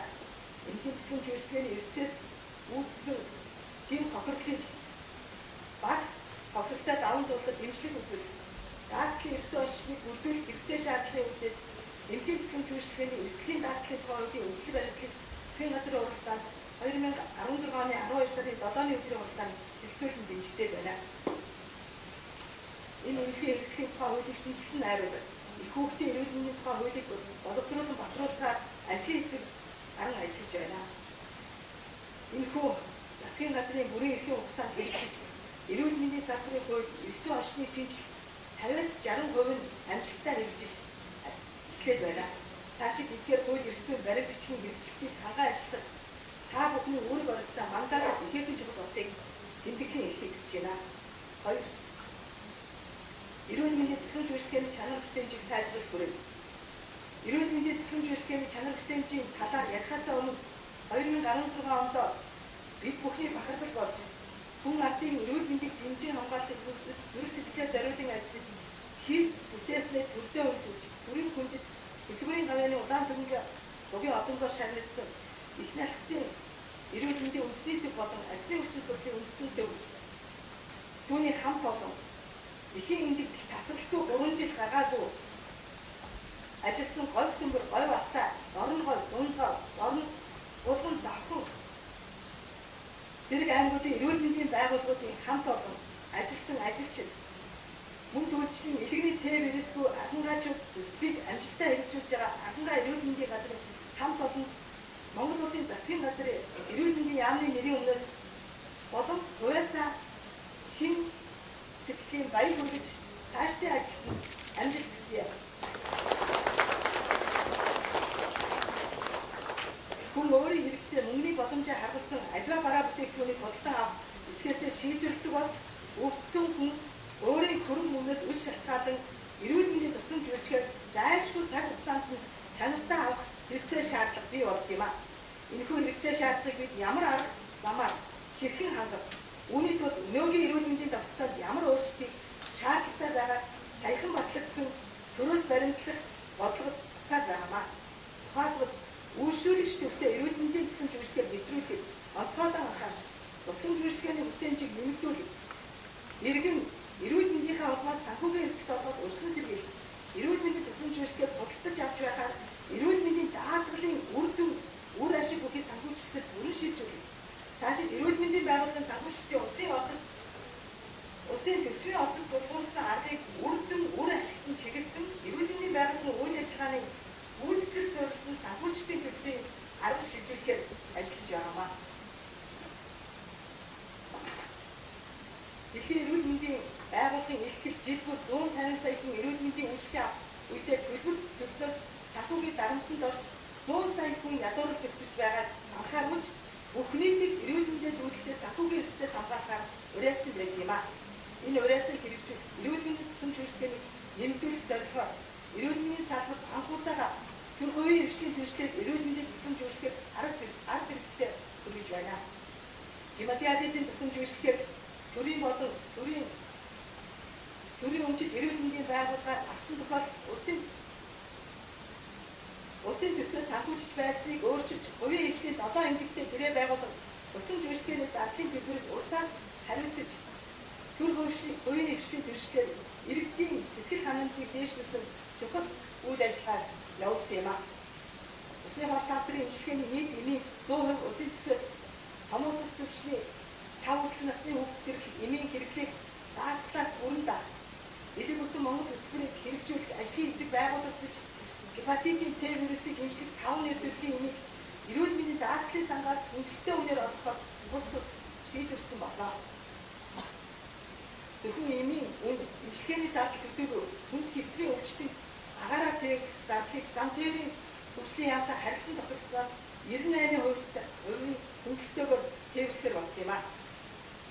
Түүнчлэн томоос өвчнөр өвчлсөн 5 хүртэлх насны хүүхдийг гэрээр асрах боломжийг тантай чиглэл олгож эцэг эхчүүдэд тэдгээрийн үр хариуцлагыг ойлгуулсан томоохон арга хэмжээг зохион байгуулсан юм а. Монгол руу эх орондоо онцлог эмчилгээг бүрэн авах боломжийг бүрдүүлэх зорилгоор гадаад улсад зайлшгүй шаардлагаар эмчилгээдэг байсан лидер зүрх судасны нис засал хавтар экол эмэгтэйчүүдийн үргүүлийн чиглэлээр 7 өвчнийг эх орондоо бүрэн уншиж эмчлэх боломжтой болоод байна.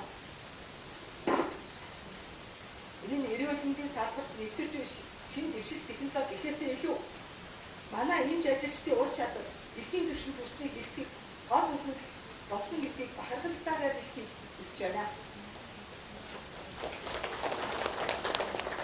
Цаашдаа орчин үеийн эмчилгээ онцлогооны аргыг эх орондоо нэвтрүүлэх мөнгөшүүлэх үйл ажиллагааг улам өргөжүүлж энэ чиглэлээр хөрөнгө оруулалт хүний нөөцийг тогтоорн дэмжих арга хэмжээг үе шаттайгаар хэрэгжүүлэх болно. Манай орны байгалийн онцлог нөхцөл байдлаас шалтгаалж удирдлагын чанартай гардаг өвчлүүд эрүүл мэндийн салбар, эрүүл мэндийн байгууллагын бэлэн байдлыг сорьсоор байна. Тухайлбал саяхан гарсан томоо төсвөрчний дэглэлтийн эмнэлгийн ачааллыг тэнцвэржүүлэх, үйл шүүлэгчийн хүлээх чиглэлийг бууруулах зорилгоор орны зохицуулалт хийж, энэ эмнэлгийн хэрэгслийн хангамжийг сайжруулах, эрүүл мэндийн ажилтнуудад мэргэжил арга зүйн зөвлөгөө өгөх, арга хэмжээ цаг тухайн шуурхай авч хэрэгжүүлж өвчлөлийг тууштай бууруулж, усан үйлчлэгээний бүтээмжийг нэмэгдүүлэх, үйлчлүүлэгчийн чиглэлийг бууруулах томоохон арга хэмжээг авсан юм аа. Мөн төлөвчлэн бүтээх чирэгдэл ихтэй томоохон эмнэлгийг хоёр ээлжийн үйл ажиллагааг зохион байгуулж ажиллаад байна. Томоос өвчин дараа жиж мөн аграараа дахиад бидэнд эмнэлгийн ачааллаа зохицуулах орооны энэ эмнэлгийн хэрэгслийн хангамж нөөцөө нэмэгдүүлэх, хүн хүчээ дайшлах хэрэгсээ шаардлага мөн их дахиад гарна. Ийм учраас энэ байдлаа бид дүгнэлт хийж, ялангуяа удирдлагын чанартай давтан гардаг өвчнүүдийг дэмжлэг, бэлэн байдлыг хангах, эрс сэрэмжлүүлэх, хариу арга хэмжээ чадвараа хөгжүүлэх, эрүүл мэндийн байгууллагууд өөрсдийн хүн хүч нөөц болцоогоо өрсөлдөнд оруулж бэлэн байдлаа хангах, улмаар эдийн засгийн хохирол батаа давамжуулах чадвараа хөгжүүлэх шаардлагатай байна. Өөрөөр хэлбэл эрүүл мэндийн байгууллага тогтвортой, хүрүүх чадвартай үйл ажиллагаа тасралтгүй хийж гинэж дээр арга хэмжээг амжилттай давамжуулах юм аа. Энэ арга хэмжээг давамжуулахад та бидний менежментийн ур чадвар, үүрэг хариуцлага, хамтын хүчин чармаар ихээр чухал болтыг онцгой тэмдэглэхийг хүсэж байна. Салбарын хэмжээнд хадвар төвчнөөс урьсан сэргийлэх, баталгаажуулалтын үйл ажиллагааг өргөжүүлэх зорилгоор уушгины хатгалаа, пневмококкийн эсрэг вакциныг нэвтрүүлэх үйл ажиллагааг хэрэгжүүлж эхлэх байна.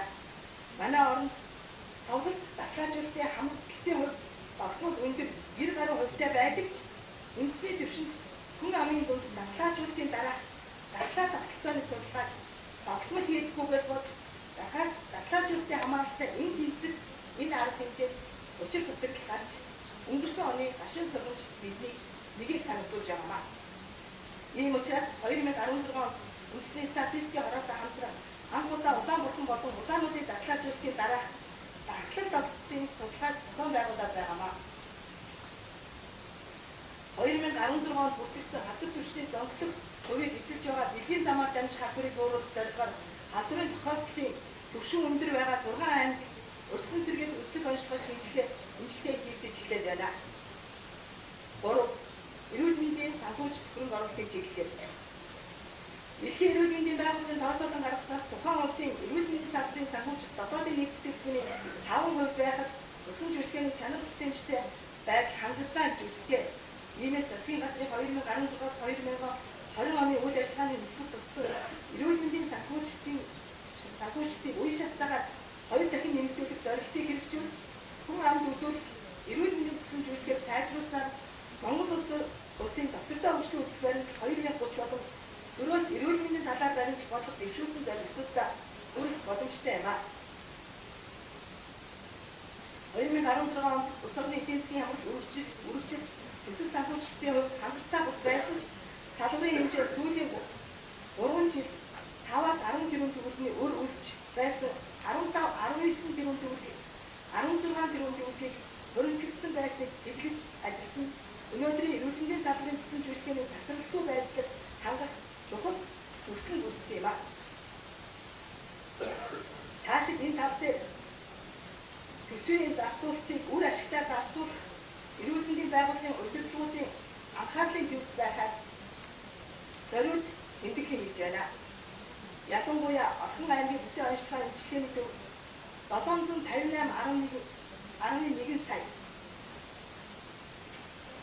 Хадвар судлалын үндэсний төв 421 сая, Баян Улгийн аймгийн нэгдсэн эмнэлэг 331 сая, Дорногов аймгийн нэгдсэн эмнэлэг 286 сая, Хинтээ аймгийн нэгдсэн эмнэлэг 270 сая, Дорногов аймгийн нэгдсэн эмнэлэг 262 сая, Өмнөгов аймгийн нэгдсэн эмнэлэг 257 сая, Үүрхангай аймгийн хар хорны нэгдсэн эмнэлэг 195.1 сая, 2-р эмнэлэг 50 сая үр үлссэн байна. Дашрын дуртад батлагдсан төсвийн хүрээ олон жил үр төлбөргүй зохион байгуулалт сайтай ажиллаж байгаа Улсын нэгдүгээр төв эмнэлэг, Улсын 3-р төв эмнэлэг, Хүүхдийн эрүүл мэндийн төв, Сэтгцийн эрүүл мэндийн төв, Ахмад аймгийн нэгдсэн эмнэлэг, Говьртай аймгийн нэгдсэн эмнэлэг, Дахан аймгийн нэгдсэн эмнэлэг, Дундгой аймгийн нэгдсэн эмнэлэг, Төв аймгийн нэгдсэн эмнэлэг, Ус аймгийн нэгдсэн эмнэлэг, Ховд аймгийн нэгдсэн эмнэлэг, Үсгэл аймгийн нэгдсэн эмнэлэг, Баянгол дүүргийн эрүүл мэндийн төв, Чингэлтэй дүүргийн эрүүл мэндийн төв, Сонгон айхан дүүргийн нэгдсэн эмнэлэг, Хан уур дүүргийн эрүүл мэндийн төв зэрэг байгууллагуудыг онцлон хэмжүүлэхийг хүсэж байна. Өнөөдрийн байдлаар нийслэл усан жүжигтэй өсөж төрийн өмчт эрүүл мэндийн байгууллагын барилга байгууламжийн 60% 1980 оноос өмнө, орон нутгийн эрүүл мэндийн байгууллагын 60% 1990 оноос өмнө баригдаж, өнөө үед орчин үеийн эмнэлгийн хэрэгцээ шаардлага нийцэхгүй болсон байна. Аймгийн нэгдсэн эмнэлгийн 57.1%, сумын эрүүл мэндийн төвийн 33.1% нь хэд хөгшрөлтөй эмнэлгийн байшинтай байна. Барилга байгууламжтай байна. Азийн хөгжлийн банкны эрүүл мэндийн хөгжил төлөвлөлт тав засгийн дэмжлэгтэйгээр Ховд Өмнө Говь аймгийн үсгийн ажиллагааны хөгжлийн мэдээг хог агентлагийн байгууламж барьж ашиглалтанд оруулсан бөгөөд албаны хэмжээнд он дамжин зарцаагдсан эмнэлгийн барилгын асуудлыг шийдвэрлэх төлөвлөлийн албаны тухай хуулийн нөгөө 60-аас доошгүй хувийг төр хариуцна гэдэг заалт бол хамааралгүй заалтаа гэж хэлэх гээд байгаа. Тэр бол үндсэн байгууллагуудаараа явна. За зайлшгүй шаардлагаар явдаг энэ 39 өвчин байгаа. Энэний 7-гийн түрүүн сайд бас илтгэлдээ тавьсан. Дараагийн илтгэл. За тэгэхээр энэ өвчнүүдийг одоо энэ зайлшгүй шаардлагаар гадаадд явах загшаалтаас гаргах гэж байгаа учраас манай лавлгаа төвд энэ бэлтгэл ажлыг маш сайн хангаарай. 3-р эмнэлэг хавдар хүүхдийн эрүүл мэндийн үндэсний төв энэ бэлтгэлүүдийг их сайн хангах хэрэгтэй байна. За дараа. За яаралтай ба түргэн тусламжаа сайжруулахын тулд за бид юусоо аль болохоор аслагдсан бүснүүдийг бид нар машинаар 69 цуугаад явсаар байтал хамаг цаг авчаад байгаа учраас ерөөсөө энд зайн онцлогоо, зайн зөвлөгөөг илүү нэвтрүүлэх гэдэг дээр онцгой анхаарал ингэ явж байгаа. Тийм учраас энэ зайн зөвлөгөө авах хариу өгөх юмыг бол бүх салбарууд их сайн нэвтрүүлж хэрэгжүүлэх хэрэгтэй байна. За ерөнхийдөө бол одон энэ ихтгэлээр хилцүүлсэн дарны бүгдээр өнгөлөлтөд орсон. Ерөнхийдөө газрын хувьд бол улсын хурлын хууль тогтоол засгийн газрын тогтоолыг 2016 оны байдлаар манай газраас нэг тогтоол за хууль за энэ нэг хууль зэрэг үүсгэх хоол өмсгөн бүтээгдэхүүн тухай хуулийн үйл баримтлал төслийг улсын хурл өргөн мэдээллээ. За 2017 онд хуулийн дээр хүчингү болох за хуулийг нэмж батлуулах за ийм эмнэлгийн хэрэгсэл хамгийн төхөр хэмжээний тухай хуулийн үзэл шинжилэн найруулах туслын хуулийн төслийг боловсруулан засгийн газрын оролдооноор хэлэлцүүлэх хуулийн төслийг улсын хурл өргөн мэдүүлэхэд төлөвлөж ажиллажээ.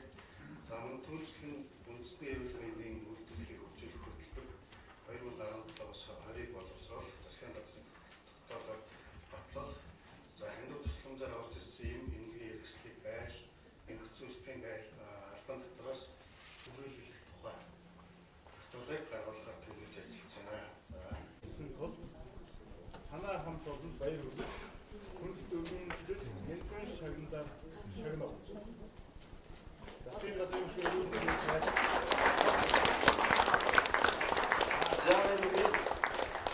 за 3-р хайранд бол таны эрүүл мэндийн байгууллагаас 2 эрүүл мэндийн байгууллага маань шалгарсан байгаа.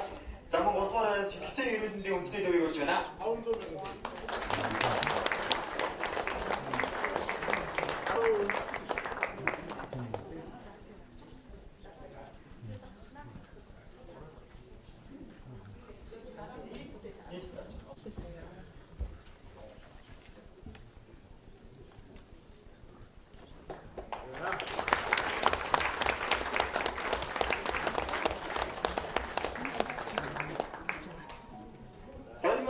Шилдэг эрүүл мэндийн байгууллагын тэргүүн байртай улсын 3-р эмнэлэг эрүүл мэндийн байгууллагын 2016 оны үйл ажиллагааны гүйцэтгэлийн хэн шинжилгээ ажлын үйлдвэгээр тэргүүнээс чанарсан эрүүл мэндийн газруудыг дуудаад ингээд эрүүл мэндийн газруудаас 3 дугаар баримт Говьалтай аймгийн эрүүл мэндийн газрыг урьж байна.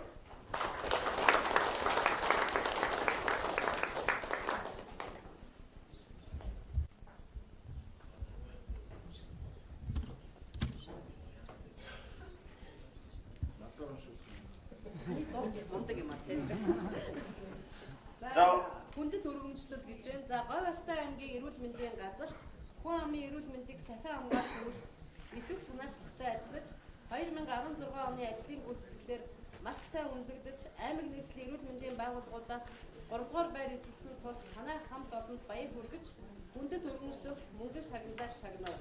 Монгол Улсын засгийн газрын гишүүн эрүүл мэндийн сайд цогц цэцэг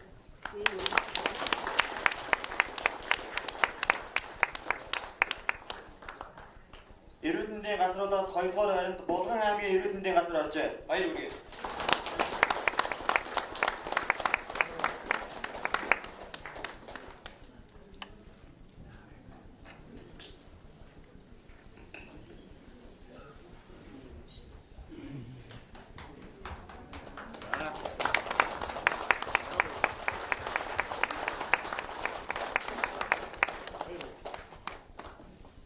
Эрүүл мэндийн газруудаас тэргүүн байрт Дорнов аймгийн эрүүл мэндийн газрыг урьж байна.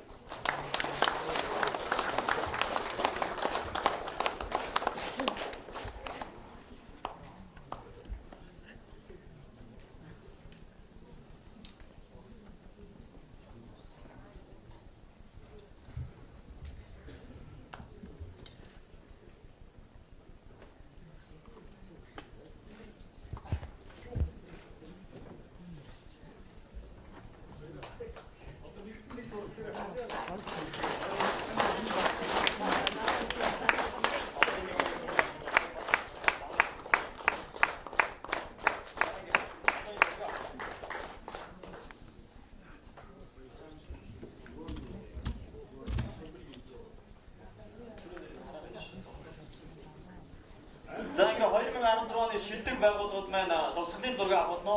Үүний дараагаар бас 2016 оны эрүүл мэндийн салбарын оны шилдэг ажилтнуудыг тодруулах байгаамаа.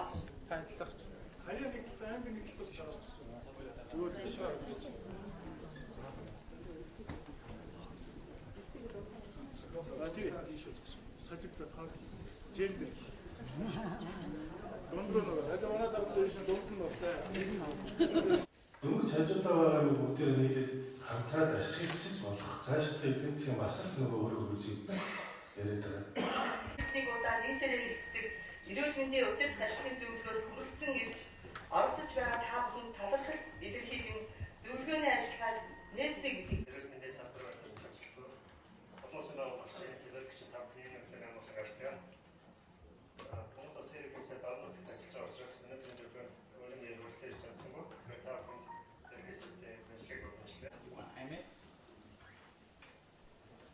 The Parliamentary Standing Committee on Future Policy, Education, Culture and Science on getting the next 10-year, that policy cover 10 years period. So it's go beyond in the government of Mongolia for approving the state policy.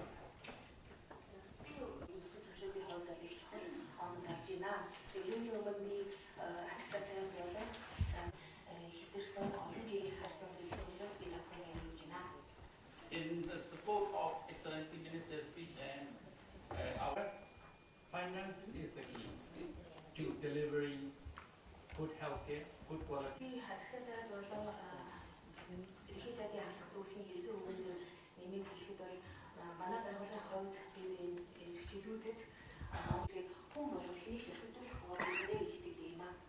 This year is also very special because organization, and yes, I think we have a lot of work to do, of butter and all the.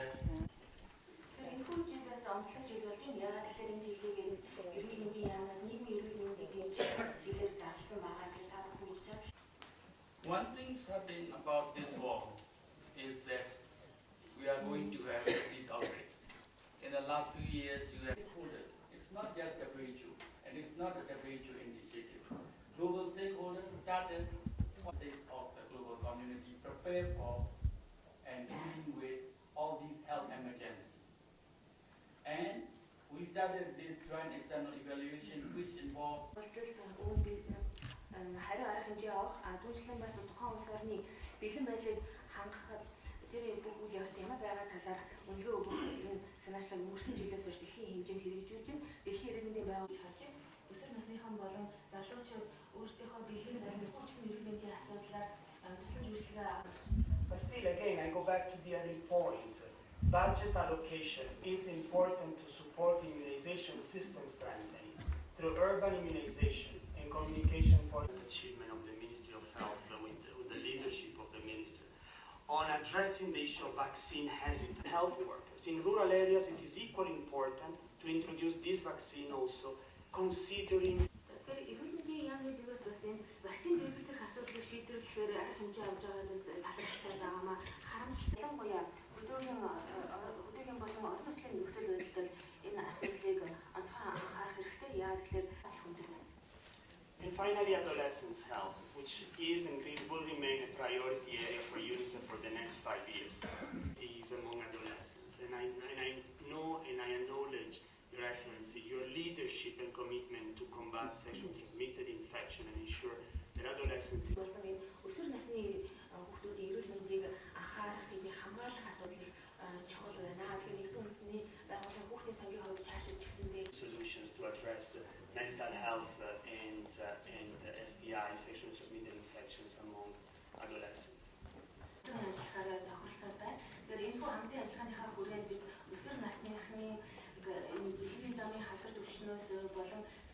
What priorities? Because this is not only today for Mongolia, but it's also the future we want. Thank you.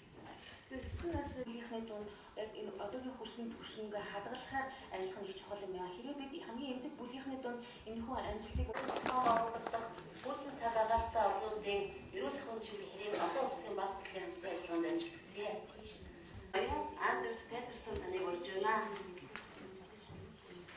Азийн хөгжлийн банкны санхүүгийн болон техникийн өсөлтөөр бид олон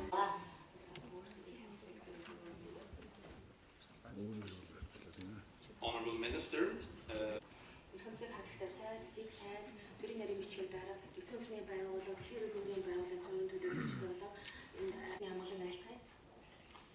first of all, this morning, ADB's country director, Hans Goldman, she would like you to know that she would have loved to be here this morning.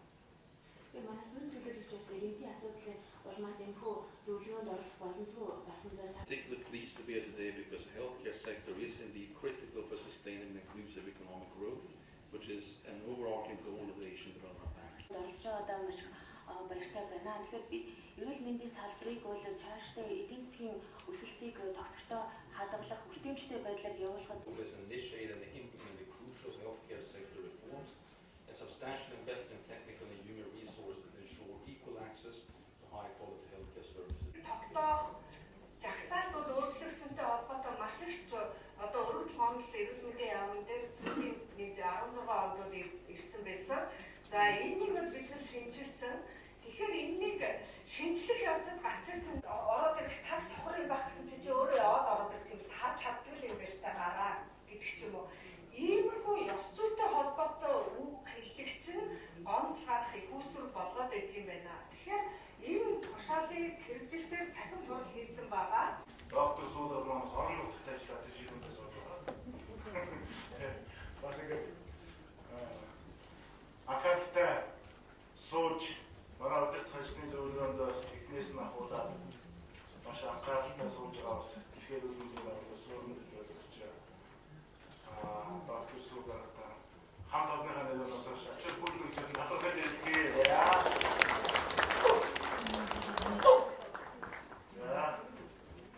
Дараагийн илтгэгчийг би өрий. Эрүүл мэндийн салбарын технологи инновацийн өнөөгийн байр. Энэ үйлдвэр технологийн зээл Монголд байна. 15 мянга. Зайлшгүй дэмий болоод зэгсаалт нэг өөрчлөлт оруулах тухай, масруулах нийлээд дэмий зэгсаалт өөрчлөлт оруулах тухай их мэдчлэн сайдын тушаалыг батлуулан гаргуулжээ. За ингээ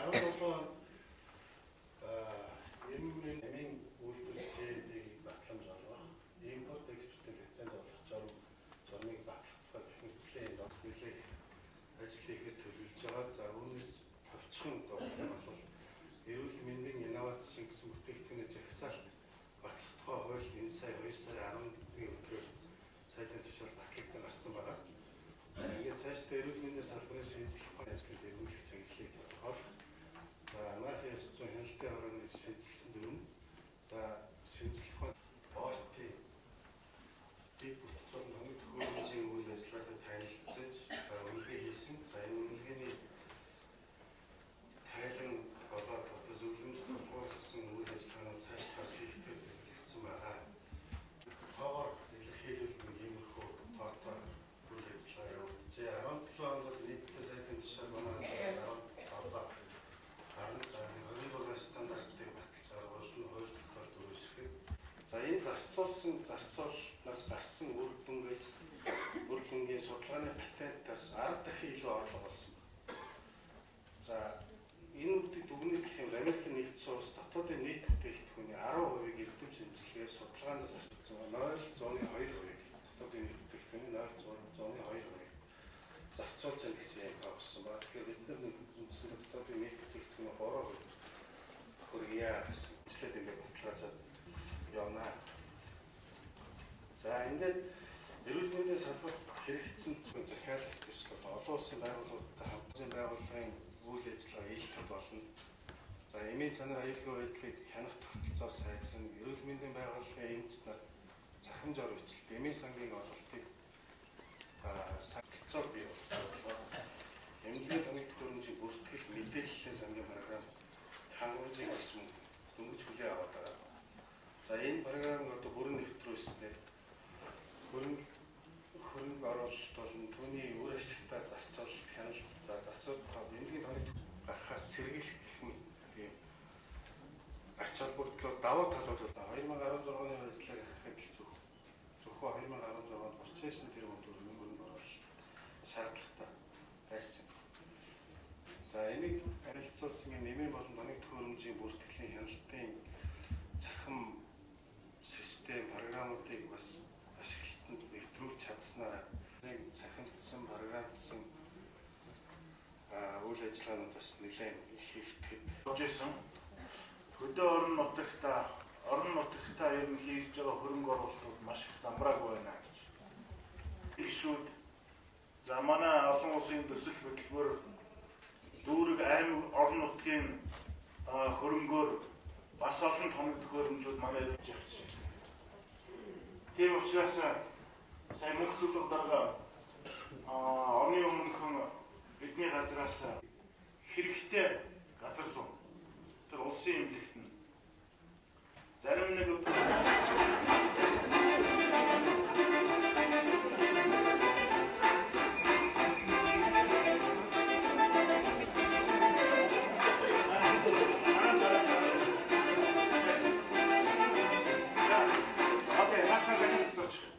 наач нарай бүжихдээ айгүй юм бэ. Саний юм дээр бас хүндас гэдэг авчихсан.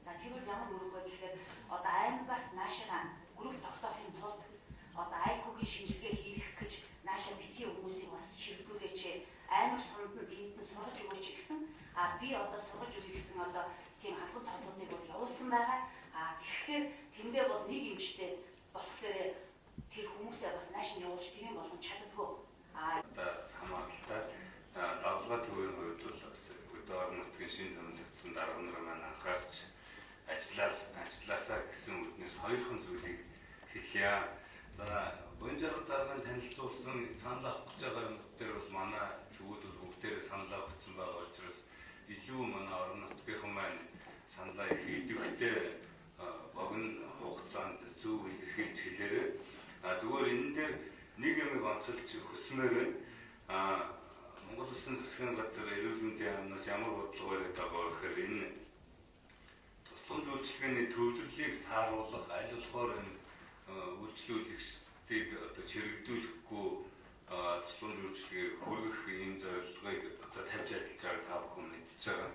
Тэгээ энэ дээр бол хүүхдийн мэс заслын тусламж үйлчилгээ, за хүүхдийн зөнхлөн тохиолдох дотрын зарим эмгэгүүдийн тусламж үйлчилгээг хөдөө орон нутаг, дүүргүүд өөрсдийнхөө орон нутгийн одоо өвчлөлийн бүтцээр зах зээлийн багтаамж дээр одоо үндэслээд энэ 4 жил бас тодорхой чадхгүйдыг бий болгох тал дээр онц анхаарч ажиллаж байна. Мэдээж хэрэг 4 жилийн дотор энэ төвлөрлийг сааруулах олон энэлэг тасаг нээх боломжгүй хүний нөөцийн хувьд ч гэсэн.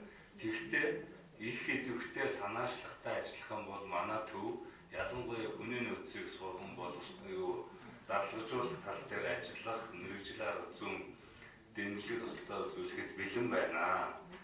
Хоёрдугаарт энэ нэран эрт үеийн нэн шаардлагатай тусламж үйлчилгээгээд үндэсний хөтөлбөр хэрэгжиж байгаа. 2020 он хүртэл. Тэгээ энэ манайх бол нэлээд олон аймагуудыг хамруулсан явж байгаа. Үлзэн аймагуудыг бол энэ жилдээ ингээ 2 жилийн дотор ингээ хамруулаад дуусна. Хамгийн гол нь хамрагдсан аймагуд маань энэ нэран эрт үеийн нэн шаардлагатай тусламж энэ бол хөрөнгө шаардахгүй тусламж юм аа. Хөрөнгө шаардахгүйгээр нэраг эрт үед нь зөв тусламж үйлчилгээ үзүүлэх, эртэн зөв тусламж үйлчилгээ үзүүлэх, төрд амардсан их болон төрсөн нэраа хоёрт ихний 72 цагийн доторх тусламж үйлчилгээг ямар ч өндөр үнэтэй аппарат шаардахгүйгээр зөв үзүүлэх арга хэмжээ байна. Тэгээ харамсалтай одоо зөндөө олон одоо сургалтанд хамрагдсан эмчнэр маань энэ нэрээч гүйцэд хэлж чадахгүй байгаад байна. Тэгэхээр энэ хөтөлбөрийн нэрийг гүйцэд хэлж чадахгүй байгаа эмч мэрэгчдүүд яаж энийг зөв хэрэгжүүлэх вэ? Тийм учраас одоо яг энэ яамнаас бонжараа дараа бүгдийг базаад энэ хамаг одоо тушаал шийдвэр хөтөлбөр юмнуудыг базаа хэлжлээ. Энэ тушаал журмуудыг маш сайн уншиж судлаач.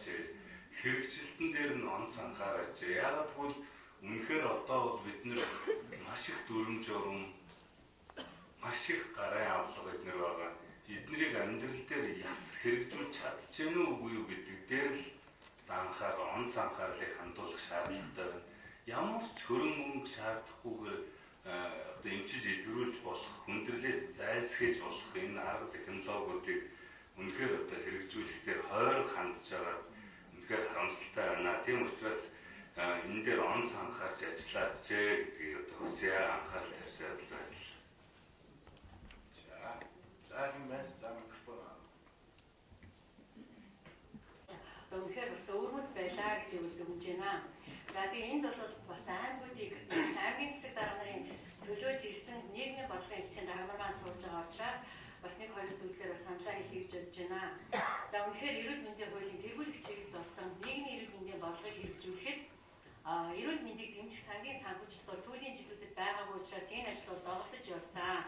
За энэ дээр бол яам маань одоо том бодлого гаргаад дэмжих сангаа бас эргэж одоо бас дэмжих сан бий болгох гэж байна. За энэ асуудал дээр бас одоо нийгмийн бодлогын эцсийн дарга нар маань орон нутгийг төлөөсөн улсын хурлын гишүүдтэй бол маш их тийм сайн хамтраад хиймээр байна. Үнэхээр орон нутгийн хэмжээнд бол бас мэдлэг мэргэжилтээр нарийн одоо үнэхээр бас эрдэм шинжилгээний ажил дээр мэдлэг мэргэжилт бодох асуудал байна лээ. Тэгэхээр энэ дээр бас саналыг бол бас яг энэ төвүүдтэйгээ хамтраад хийвэл үнэхээр болох байх. Манай клиникийн төвд бол маш сайн төвшөнд явж байгаа. Богинохоо хугацаанд эрүүл мэндийн яамнаас анхаарал тавиад манай салбарын удирдлагууд анхаарал тавиад хурдан хугацаанд хэвшүүлэх юм бол бидний үйл ажиллагаанд дэм болсон шүү, тус болсон шүү гэдгийг анхааруулж бас хэлхийг хүсэж байна. За хоёрдугаар асуудал бол энэ өнөөдөр улс орны эдийн засаг үнэхээр хүндрэлтэй байгаа энэ байдлыг бид ойлгож байгаа шүү. Тийм боловч 5 жилийн өмнө бол Монгол эмч нар хийж чадахгүй байна гэдэг манай үйлчлүүлэгч хэрэглэгч нар гадаад орнуудыг зорддог байсан. Өнөөдөр бол бодлоос хийж чадахгүй гэдэг тоо цөөлсөн. Энд бол манай төлөвлөсөн мэргэжлийн эмнэлгийн эмчнэр удирдлагууд бол өөрсдөө төлөвлөсний үр дүн эрүүл мэндийн яамнаас ч гэсэн анхаарсны үр дүнд бол олсон амжилт. Энэ эдийн засгийн хүндрэлтэй үед энэ амжилтаа алдаж болохгүй менежментийг хийх. За цусгийн судлалын институт за аймагуудаар хэлсэн байгаа дээр өнөөдөр энэ сорч тээвэрлэх журмын талаар нэлээд яригдж байгаа. За энэ дээр үндсэндээ бол зарчмын хувьд бол янз янзын одоо даралгаа сорчуудыг нийлүүлээд зөөх гэдэг талаас нь илүү одоо ойлгож аймагуд бас өчөө олохгүй юм шиг байна. Тэгэхээр энэ бас аймагуд руу нэлээд бичгүүд явуулаад ялангуяа одоо зам харилцаа сайтай газрууд бол тэр дээр сорцоо PCR шийдлээ ялангуяа одоо цусны доорх гэсэн.